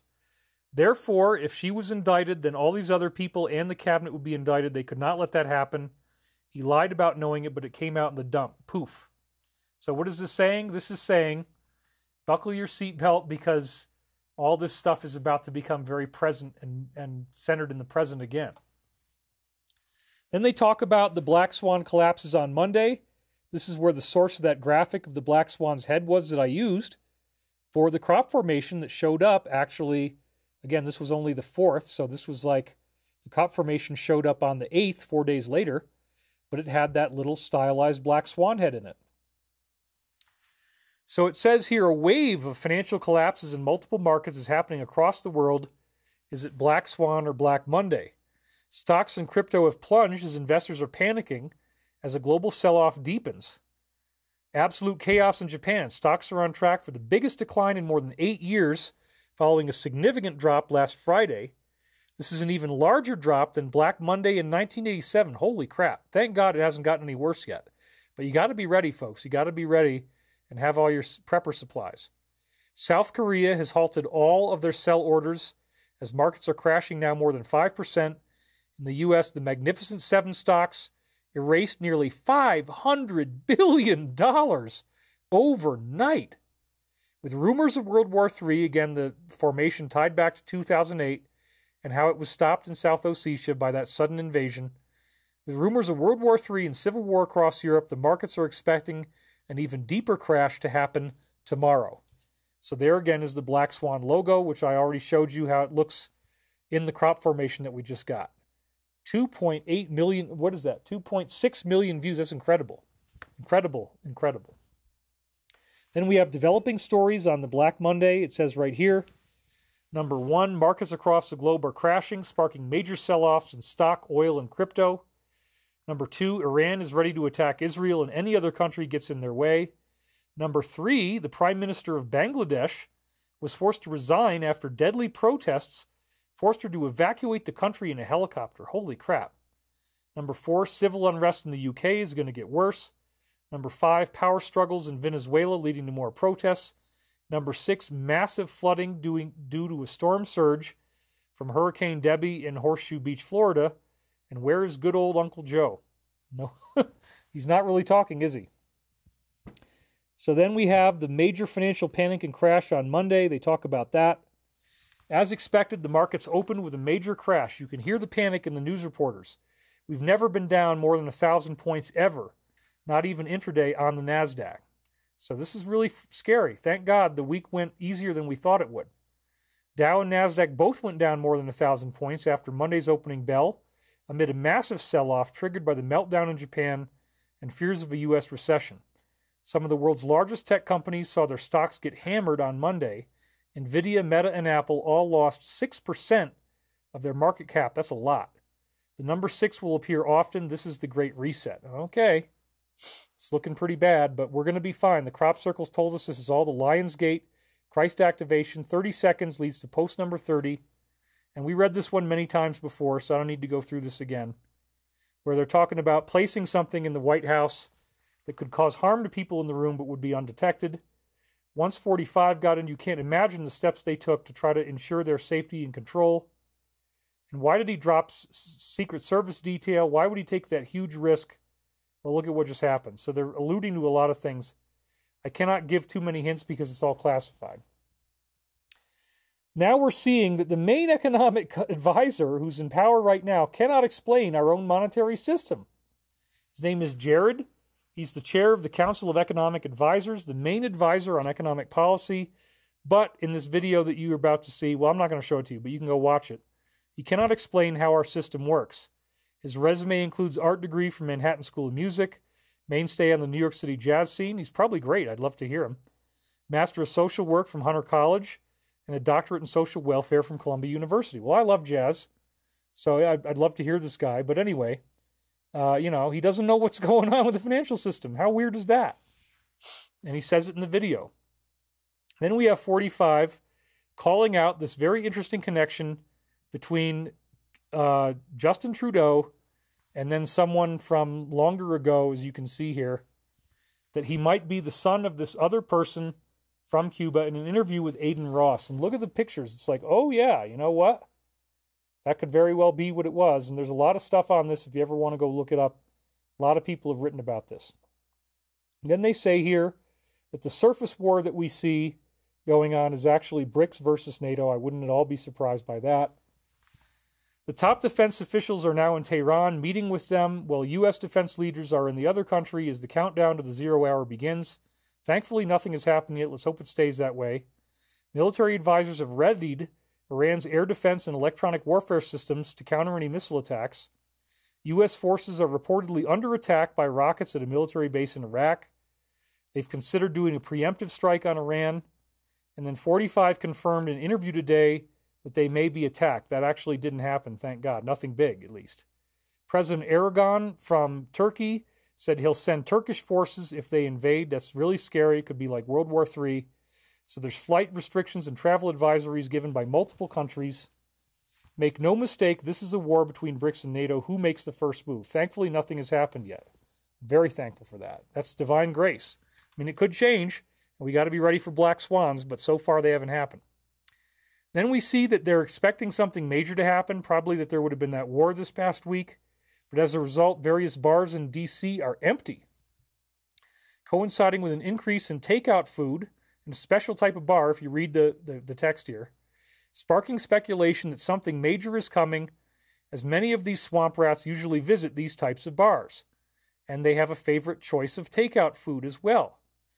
Okay, well, the video's 24 seconds long, leads us to post number 24, which is one of the ones we've read many times. Any person making statements they will not be seeking re-election, which again just happened, was put into submission. So the alliance was behind that. For the betterment of the country, not all will be prosecuted. Maybe he'll escape that. But all are going to do as they're told. You will see more of this occur, and even on the D side. Then, the new president of Venezuela called them out for what they are in a very bold statement that he made. Check out his profile and the diabolical symbols on his chest. It's a spiritual fight between good and evil. And then we got a video that's 55 seconds long. You can read the whole thing if you want to there. But I don't know if I really believe that Elon is part of this, but that's just what he said. I think Elon's done a lot of really good things for us with Twitter. 55-second video leads to post number 55.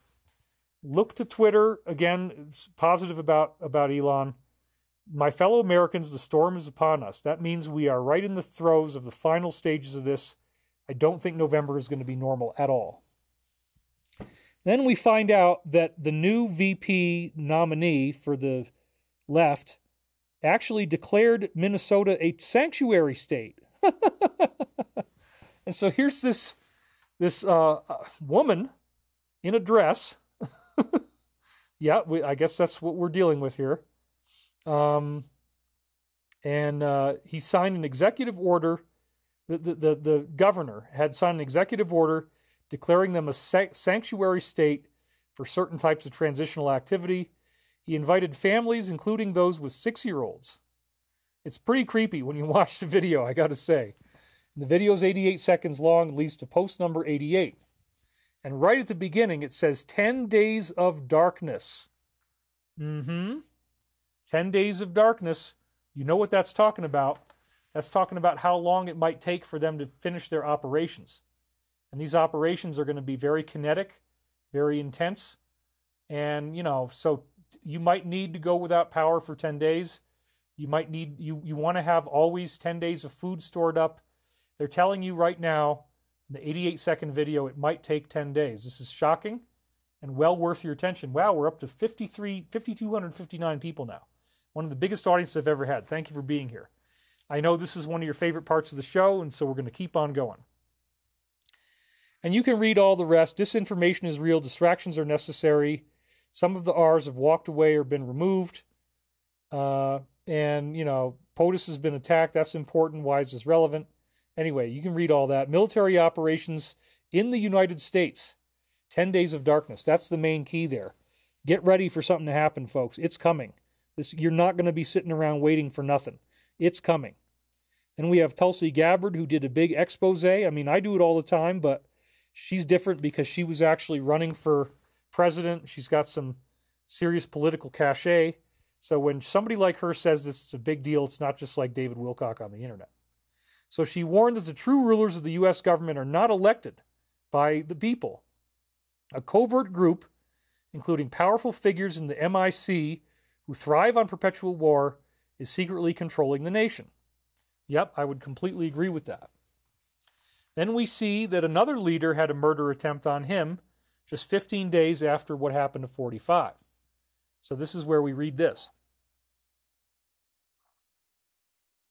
Another country was preparing to assassinate him at a parade in St. Petersburg on July 28th, which is their Navy Day, exactly 15 days after the other attempt was made involving that shooting.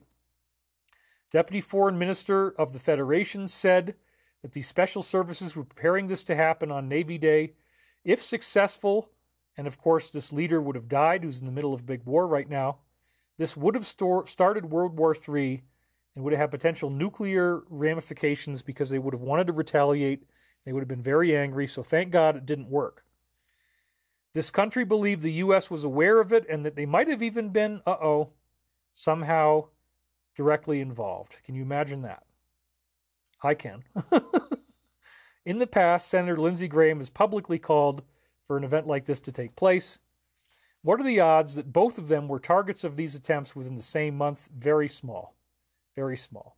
I looked at the 116. I didn't really find anything, so we'll go to the next one.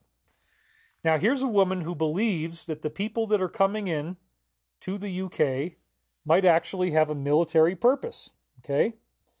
She believes that they are soldiers and they might have been hired by the government to conduct these violent acts. A container was delivered to these people, and apparently it had various things inside. She claims that they are trying to get this civil war going. Is the USA and the rest of Europe next? I don't think it's ever going to work here, but that's not to say that they wouldn't love to try and get it to happen. There you go. Next one. News in the UK wants to ban all social media because of this fake crisis that they're now creating. Oh my God. They want to ban that. You can't talk at all. We're just going to get rid of social media entirely. Nope, you're done. They're openly discussing that idea in the name of national security, sounding like the movie V for Vendetta. Oh, they say it's only going to be temporary, just like the 2 weeks to stop the spread. Again, problem, reaction, solution. The new Prime Minister, Keir Starmer, has promised that he will hunt down anyone online that he thinks is a security threat. You will be dealt with within a week. How did that work out when they were threatening people that were using Napster and were doing illegal downloading? It didn't work at all. So to think that this would actually be possible is very, very naive. They don't have the forces. There's too many people saying things. Oh, let's just shut down social media entirely. Well, that's the blackout. That's what they want to do. They want to black out the whole thing. I'm getting some strange clicking noises from relays here. Trotina, I think, just donated again. Somebody, yeah, thumbs up, beautiful souls. Please hit the like button. Thank you if you want to do that. Melody Hart says, pray for Tulsi Gabbard and Scott Ritter. I'm not making this up, Tez Brooks says, but I did get about a lot. I don't know how many bikes, cars, and I woke up not knowing where I was. LOL. So I guess you had a dream. Anyway, let's keep going because yeah, somebody's talking about Stephen. Well, Stephen is going to be sued. And so, he's got maybe a few weeks left before that's going to happen, but not much more than that.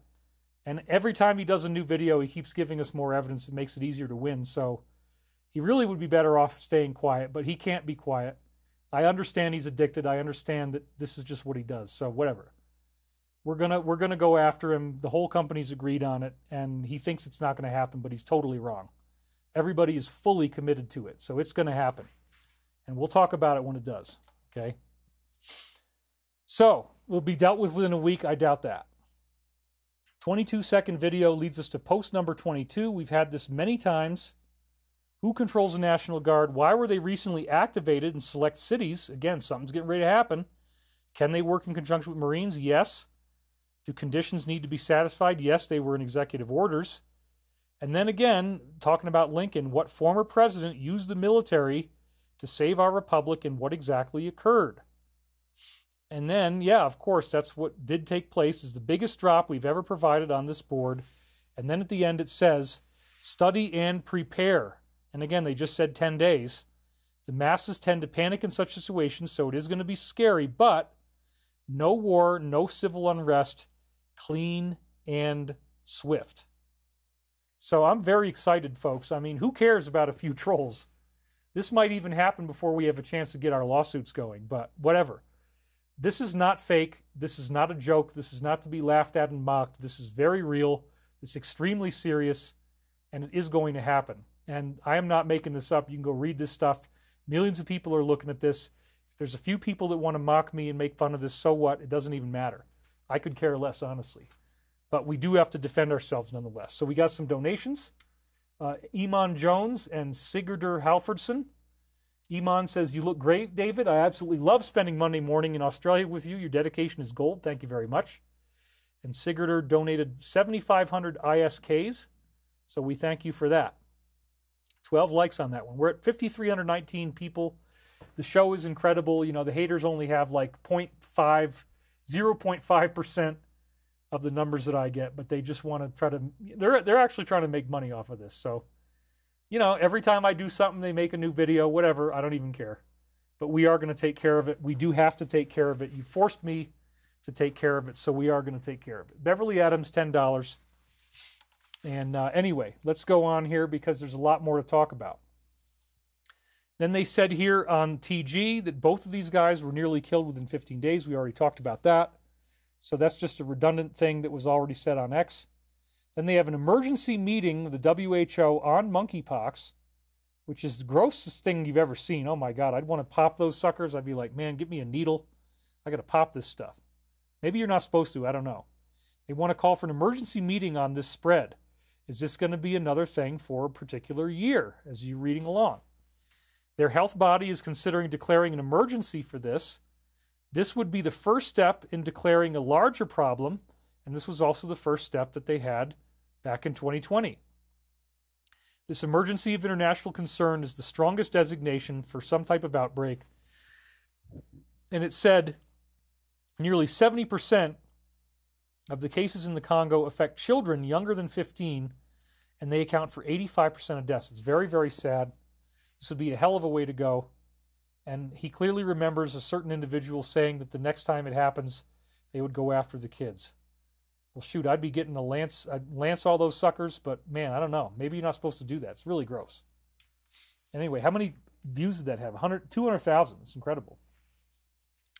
Then they had a vehicle that put up this really tall camera. They want to take pictures of everybody so they could try to harass everybody and arrest them all. And the crowd just overwhelmed the whole thing and forced the vehicle to retreat. If you watch the video, the camera is bobbing back and forth like a pendulum. It's really crazy. The protesters forced this to happen, forced the retreat to happen. And again, they quote and said, people should not be afraid of their government. Government should be afraid of their people. I don't think these things are going to work out the way they're trying to make it work out. But this is coming from the Alliance. I'm just trying to interpret the tea leaves here. Post number 17 from a 17-second video. We've read this one. We've read this one many, many times before about traveling in advance to foreign locations before 45 would go there. How can military intelligence be applied in order to prosecute bad actors and avoid corrupt agencies and judges? And this is why shills are still sliding.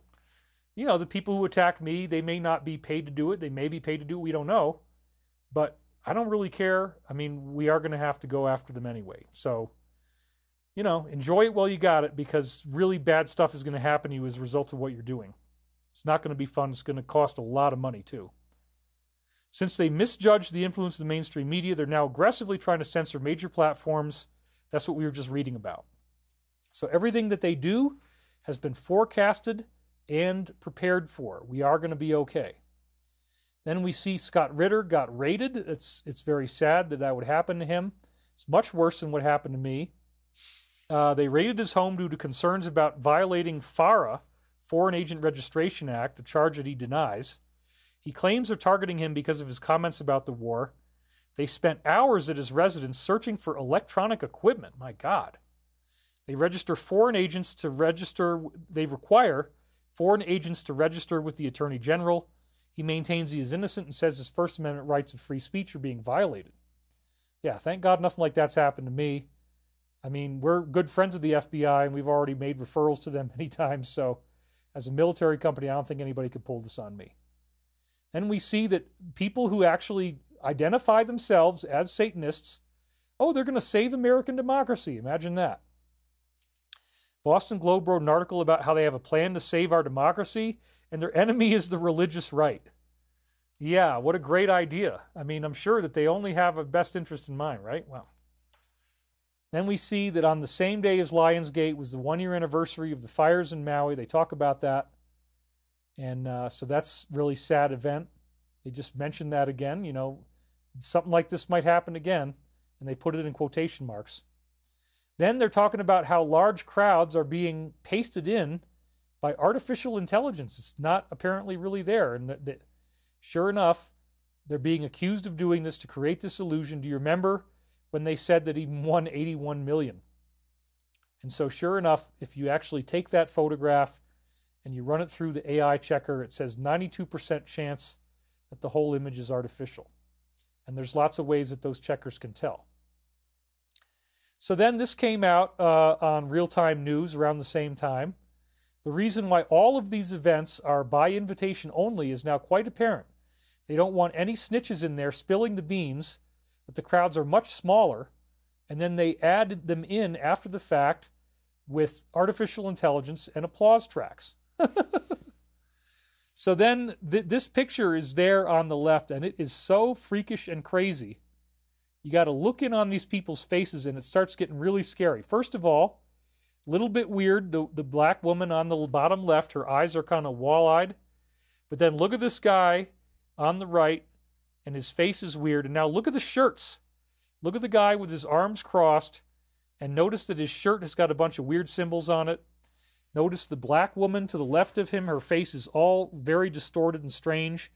Her shirt doesn't have a real logo on it. It's all just a bunch of gobbledygook. The guy behind the man crossing his arms is also wearing a shirt with a nonsensical title. It doesn't really mean anything. And then look at these strange faces, man. I mean, this is like something out of a nightmare. Like the Elephant Man. I am not an animal. I am a Harris supporter. Oh my God. I mean, look at these faces. As you get up close on them, it gets worse and worse. So like when you zoom in, they have very, very odd distortions. Everything looks really off, like they were going through some type of looking glass. It's funhouse mirror effect. It distorts the faces in comedy ways. And then you'll notice here it gets even creepier because like the guy on the far right, he has like, what's that, 2 mouths? And one of the mouths is smaller right under his nose, and then he's got a bigger mouth under that. Then you got a guy to the left who has a secondary eye below his normal eye. And then there's this very creepy face above him. Looks like the Elephant Man. Both of them do. They're all really weird. There's this Asian dude off to the left. I mean, this is not normal. So clearly you can see this is all fake. It's been manufactured by some type of computer that really doesn't know what the hell it's doing and can't get the faces right. But they don't really care. They just want to manufacture an image you only see for a few seconds. Nobody is supposed to look at it up close, but thank God it's so messed up we can totally tell it's fake. And then they pointed out that if you look at the reflections on the side of the plane, it doesn't seem like anybody's actually there at all. So this is all probably just manufactured. Then we see another ding against a known organization, and that they were caught doing sales that probably would be considered very unethical. Shocking undercover video that this group in Texas admits to making these sales, and they, originally the footage was tried to be seized. That's about all I'm going to read of that. It's really, really horrible. But this is what they like, This is one of the things this group is into. 300,000 views. Then we had 100 Navy SEAL trainees resign after very suspicious deaths took place. This is also on the day of Lionsgate. So it says the former commander of the Navy SEAL Special Warfare Training exposed the disastrous effects of these things that were going on. 100 people quit within 72 hours. Captain Brad Geary further implied that certain things might have played a role in the death of a 24-year-old SEAL candidate, Kyle Mullen. He collapsed during Hell Week on February 22 after he was forced to do something first. And his death was officially attributed to bacterial pneumonia, but CPT Geary and the other officers were scapegoated and had to conceal the real cause. What kind of a government would force their best military units to go through this thing? Well, yeah, it's not good. And I've been just watching the SEAL show, so it's an interesting tie-in there. Then we see on the same day of Lionsgate, 33, wink wink, bank branches closed in just 2 weeks. National banks continue to shut down at an alarming rate. Multiple locations in just 2 weeks in July were shut down, and 33 is a significant number for them. The banks closing branches include Chase, Lamont, PNC, Dollar Bank, Axiom Bank, Wells Fargo, Zions Bank Corporation, Citizens Capital, Bank of America. Florida lost the most, Ohio, Virginia, and Texas following, with 3 branches each in those states. Bank of America has closed over 100 branches in 24 alone. My God. So this is, again, the black swan. California saw the most closures at 72. New York was second with 51. Pennsylvania had 40. Then we have this rapper who displayed certain types of symbolism. He got into a fight. He was arrested again. Live by the sword, die by the sword. He was banned in Egypt for allegedly performing these ceremonies in his music. And then he just got arrested in Paris, where he fought with his own security guard. Oh, my God. He was also arrested in June for disorderly intoxication and trespassing in Miami, Florida. So again, you know, the moral of the story is don't mess around with this stuff. This kind of stuff is only going to lead to ruin for you. You're not protected by positive karma, and so your life is going to turn into a hellhole. Then we see it was a 16-second video, and it says, it's probably because if they knew I was going to do this on Sunday, then we're probably talking about this coming week. Get the popcorn. Friday and Saturday will deliver on the promise. We have to clean house in order to free up and demonstrate who has the authority to pass important legislation. And then, you know, to think that he's not in control, anyone is who thinks that is kidding themselves. He's 100% insulated and has zero risk of impeachment. Then they say over in the UK, they actually want to imprison Americans. Good luck with that. I mean, this is so silly. They're threatening to use the full force of the law, including extradition. They want to bring people over to the UK and imprison us for what we say on social media, straight out of 1984.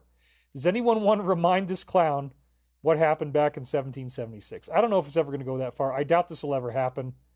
But this just shows how completely freaked out they are. They want to actually threaten us and haul us over to their country just for talking.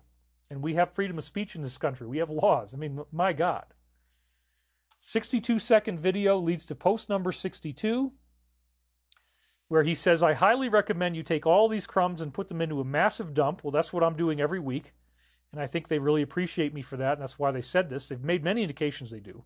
I don't even have to think. I know they do. This will be then considered the biggest inside-approved dump in American history. They are beginning to understand a certain person's attorney was just notified. All my dumps are being recorded, but again, it doesn't matter. Alice in Wonderland. Where is he today? Then we talk about this horrifying plane crash that happened in Brazil. Terrifying video captures the moment a large passenger plane spirals out of control and crashes in Vinhedo, Brazil. The plane was veering wildly, spinning in circles before it plunged to the ground. The number of people on board remains unknown. Very sad. So then we see, he said, I warned you to stay off of airplanes. This was a commercial flight. The video was 21 seconds long, and we've read this one many times. I've dumped some crumbs like this over the weekend, started intense chilling. I get the same thing. At this point, we're far enough along that you can paint the picture without any risk of jeopardizing the operation. And now we're up to 5,400 people. It went from 466 to 5,400 just like that. 4,666, the number 666, up to 5,400. So thank you guys for being here. I'm really glad that you're here. Where are we? We're almost at the 3.5 hour mark. I might be able to keep to 3.5 hours. Let's keep going. So then the accountant in this particular country ran off with 4.7 million euros working for the Ministry of Defense. Oh my God. 4.7 million euros were discovered, equivalent to over $5 million in American, in unaccounted cash as part of a criminal investigation into tax evasion by a group of companies supplying products to their defense ministry. and the money was found in the accountant's car trunk. This woman was unable to explain where she got the money from. Yeah, I would imagine she doesn't want to talk. And they confirmed that this is not from your hard-earned tax dollars. Well, yeah, they're euros, so we didn't pay for this stuff. But look at that. Can you imagine just dump it in the back of the car like that, like it's heads of lettuce, and not even put it in a bag? How silly. I mean, at least try to be a little bit more covert about it, right? Then they talk about, we already read this one. There was another assassination attempt. I already read that earlier, and the formation had a propeller shape to it, and that he survived a second attempt in less than 30 days, and he had to land at the Billings airport. We already did all that, so I don't want to read that all again. Iranian drone attack happened in Syria on a U.S. military base. Doesn't appear anybody died, thank God. They had good anti-aircraft defense. The drones are believed to be from Iran. My God, they're trying to start shit with us. Let's hope that doesn't happen. So far, it's all still staying cool, but my God, they are really trying to get us into a black swan event here. U.S. military helicopters were observed flying over parts of the border following the attack. It is an escalating situation. No reports on casualties. I haven't heard about any so far, thank God. But then we have a 36-second video, and this is one of our all-time favorites. We've read it so many times. If he failed and we failed and HRC assumed control, we were prepared to do the unthinkable, which would have been, much of a more hard force thing. That's not what we're seeing now. It's all happening peaceful and slowly. Dig deeper, missing critical points to paint the full picture. And then at the bottom, here's the big one. There is simply no other way than to use the military. It's that corrupt and dirty. Please be safe and pray for those in harm's way as they continually protect and serve our great country. And we certainly do. We pray for the safety of everyone who is involved in conducting these operations. Absolutely. Then he talks about the medical emergency that happened on July 17th that hasn't really been talked about very much. Newly released audio recordings confirm he was headed to the University Medical Center Trauma Center after he had to cancel a speaking engagement for illness and then diverted directly to Harry Reid International Airport. LA Metro Police identified code 421 as somebody sick and injured. If you listen to the recording, he says, for everyone on the radio right now, he is 421. He's being seen, so we're just kind of waiting to see how this is shaping out. For everybody's knowledge, he's 421 right now, again, sick or injured. We're just trying to figure out what's going on and where we're going to go from here. Then it says, not long after the event, pictures of him appearing taller went viral all over the internet. Now, does that really mean that, he was actually, that he died? I don't know. I mean, the whole thing could be a ruse. I'm not totally convinced about it, but it is interesting to speculate. Then here it was. It actually showed up on Zero Hedge. Audio corroborates the claim that he had this medical emergency. And then the video was 32 seconds long, leading us again to post 32. And so it says, maybe one day, but it cannot go slow. So again, they said 10 days. Now they're saying it might only take one day. But it's going to be very fast and meaningful when it starts. So lots of arrests, lots of activity, people going in through buildings from the basement up through elevator shafts, all this kind of stuff. It's going to be crazy. And you're not going to have power. You're not going to have internet. And you're going to be getting these emergency messages on your phone. It will send a signal to others immediately, and you will see the tide turn. So you better believe this is serious. People might think it's funny or want to laugh at it or mock me, but that only is going to last a few more weeks, I think. We're definitely not making it to November without something really amazing happening. And they're saying maybe one day, maybe 10 days, but believe me, I've been briefed on this stuff since 2009. I know that this is really going to happen. It may not seem possible. It may blow your mind that this could even be real, but I do believe it's real, and that's why I'm risking my life week after week to give you this information. Then we had an event where the former CEO died at a very young age. He's only, 5 years older than me. And, it's very tragic. We are mourning her death. But, maybe she had certain treatments. Maybe this was something that was predicated by certain medical stuff. It's very likely because it's the cancer thing. And so, again, I'm not saying that this is a good thing. But at the same time, they then posted the next thing here, which is where she admitted to very, very intense blocking of people getting to have their rights and their freedoms. So here she is at the 2022 WEF openly admitting to doing all sorts of blocking and demonetizing creators who challenged any mainstream narratives that they might have, including climate change. She also removed certain buttons as part of a radical social engineering agenda when they were receiving a significant number of thumbs down at the good old house there.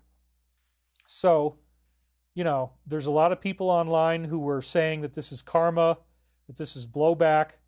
We don't want to celebrate anything like this happening to somebody, but live by the sword, die by the sword, maybe what this was, you know. And maybe she wasn't read in enough to get the right type of treatment. Maybe she didn't get the placebo after all. That could very well be what happened. It's really sad. Somebody, you know, that ideological who just believed everything, and now she's not here anymore. So, you know, I'm not going to celebrate that, but it's very, very interesting in terms of how they just made another attempt on 45, and then this happens at exactly the same time. It's like instant karma is what it looks like. Then we have a teenager in Ireland who was imprisoned just for standing around watching a riot. His name was Cameron Armstrong, thrown in jail just for standing around to watch a riot. The judge stated that he didn't need to do anything, throw anything, in order to be considered involved. Anyone involving themselves in this type of behavior as an active participant or an observer can now expect to be punished. If you watch a protest, you can now get thrown in jail. My God. It's a good idea to stay in the house and not go to these things if anything starts happening. Then again, they had a post about them faking the crowd size. They've been officially caught red-handed using a fake photo at a rally. And they've done videos too. There's a video that zooms in. It's all fake. Or zooms out, rather, creating the illusions of larger crowds. We already saw the weird faces. If you look closely at the paint job, you'll notice the crowd does not reflect. The crowd is fake. The people are fake. The marriage is fake. And the career is fake. 1.1 million views already. And so then again, they posted this. We already went through this. And then somehow it got taken down. I'm not sure why. Maybe they hit too close to the truth and they had to take it down. But we already analyzed that photo. Looks okay if you only look at it for a second. But it says, what is wrong with the supporters at the rally? And remember, we zoomed in and it looks like the Elephant Man, and their t-shirts don't have real words on them. It's really, really scary and creepy as you look in on it. People look all crazy. Then we see, weirdly enough, in the plane that crashed in Brazil, there quote-unquote just so happened to be 8 doctors who are oncologists on board. Really, really weird, suspicious stuff, right? Among the 62 passengers and crew who died, that the plane plummeted and exploded in a fireball, were 8 cancer doctors dedicating their lives to saving others en route to a conference about cancer called SBTMO.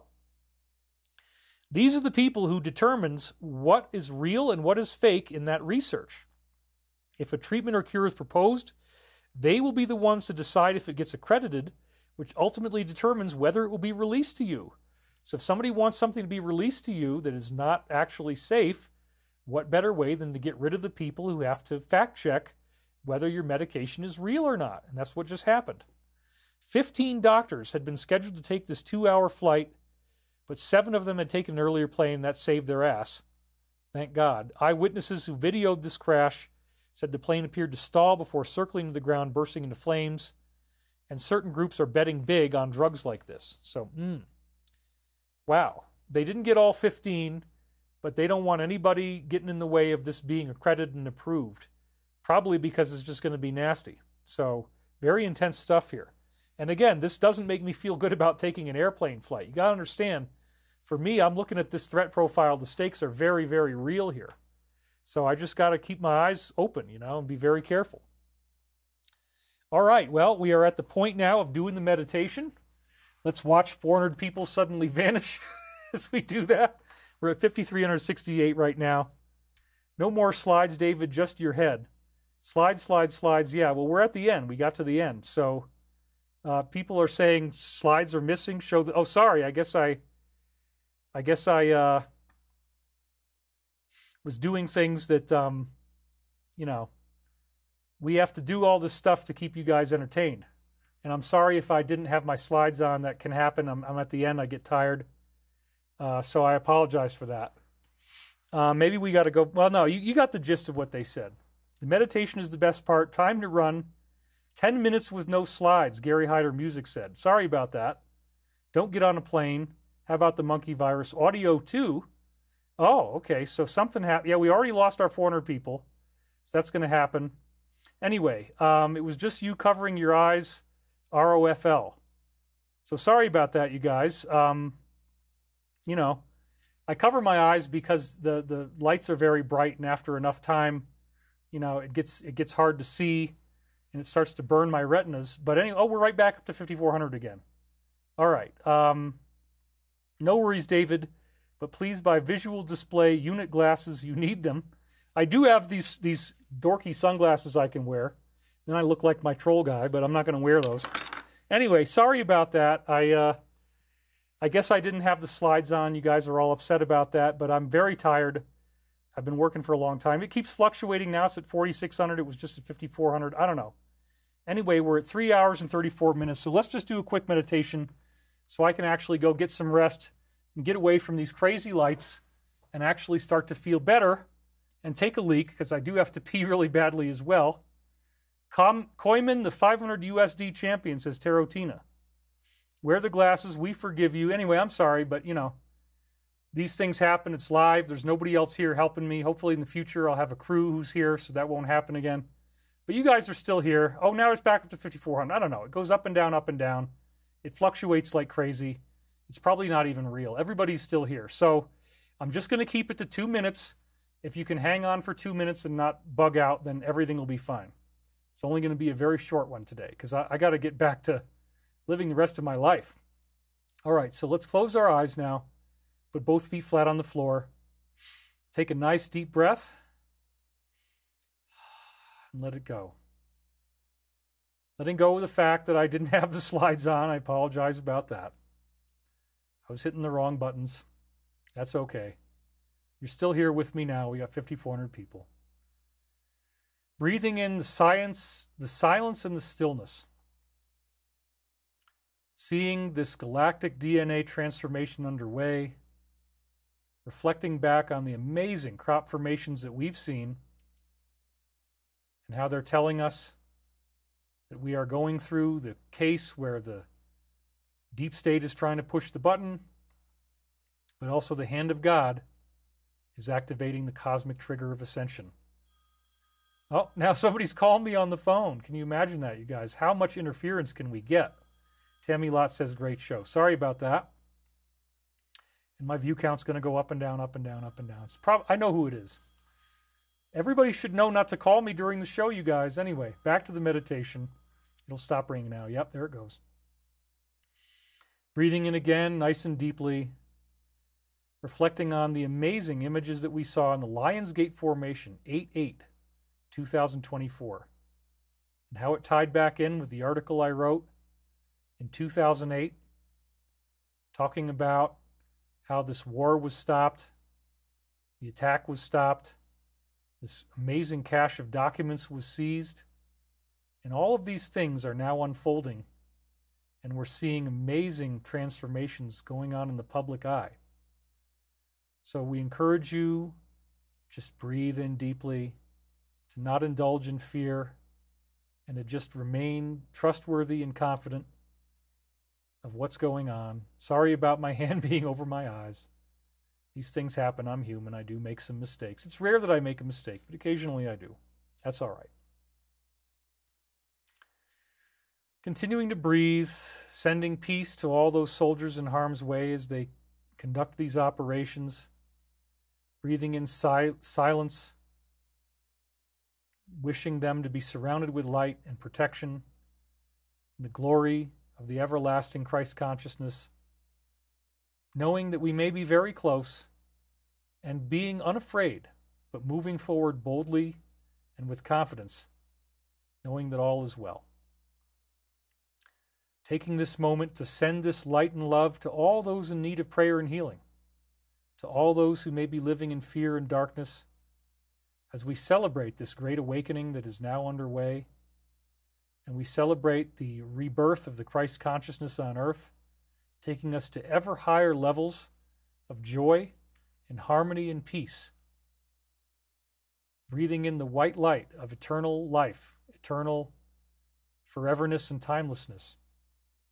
The stillness of this moment is omnipresent and something that we can always have with us as we move forward. For you are the light. You are the love. You are the one infinite creator.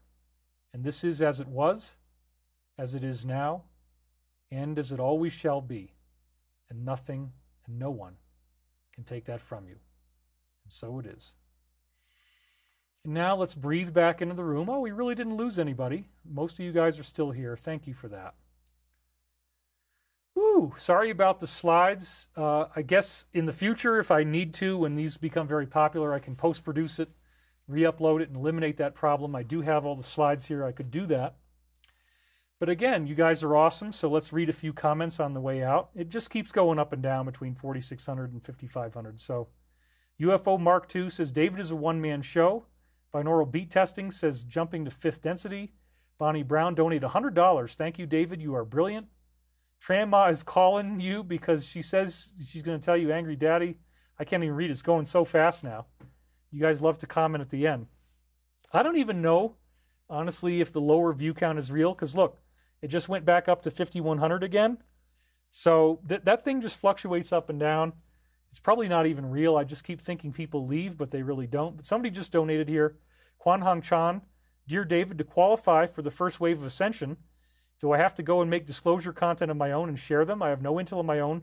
Most of the stuff I know is from other people. No. No, all you have to do is be a good person. Try your hardest to be loving. It's people like me who are just going to be getting maybe more ascension activation right away. Any parting comments from Tramma, says Miles Irvin? Well, I don't know. I got to say, I look at the comments, and it's gone down to like 4,200 people. I identify as a trans woman. Maybe if I'm nice to you, maybe if I love you and I tell you how much I love you, baby, I love you so much, maybe you'll stick around and we won't have the numbers go down. I don't even know if this is real. These people keep screwing around with your Tramma. She's just trying to identify as a trans woman.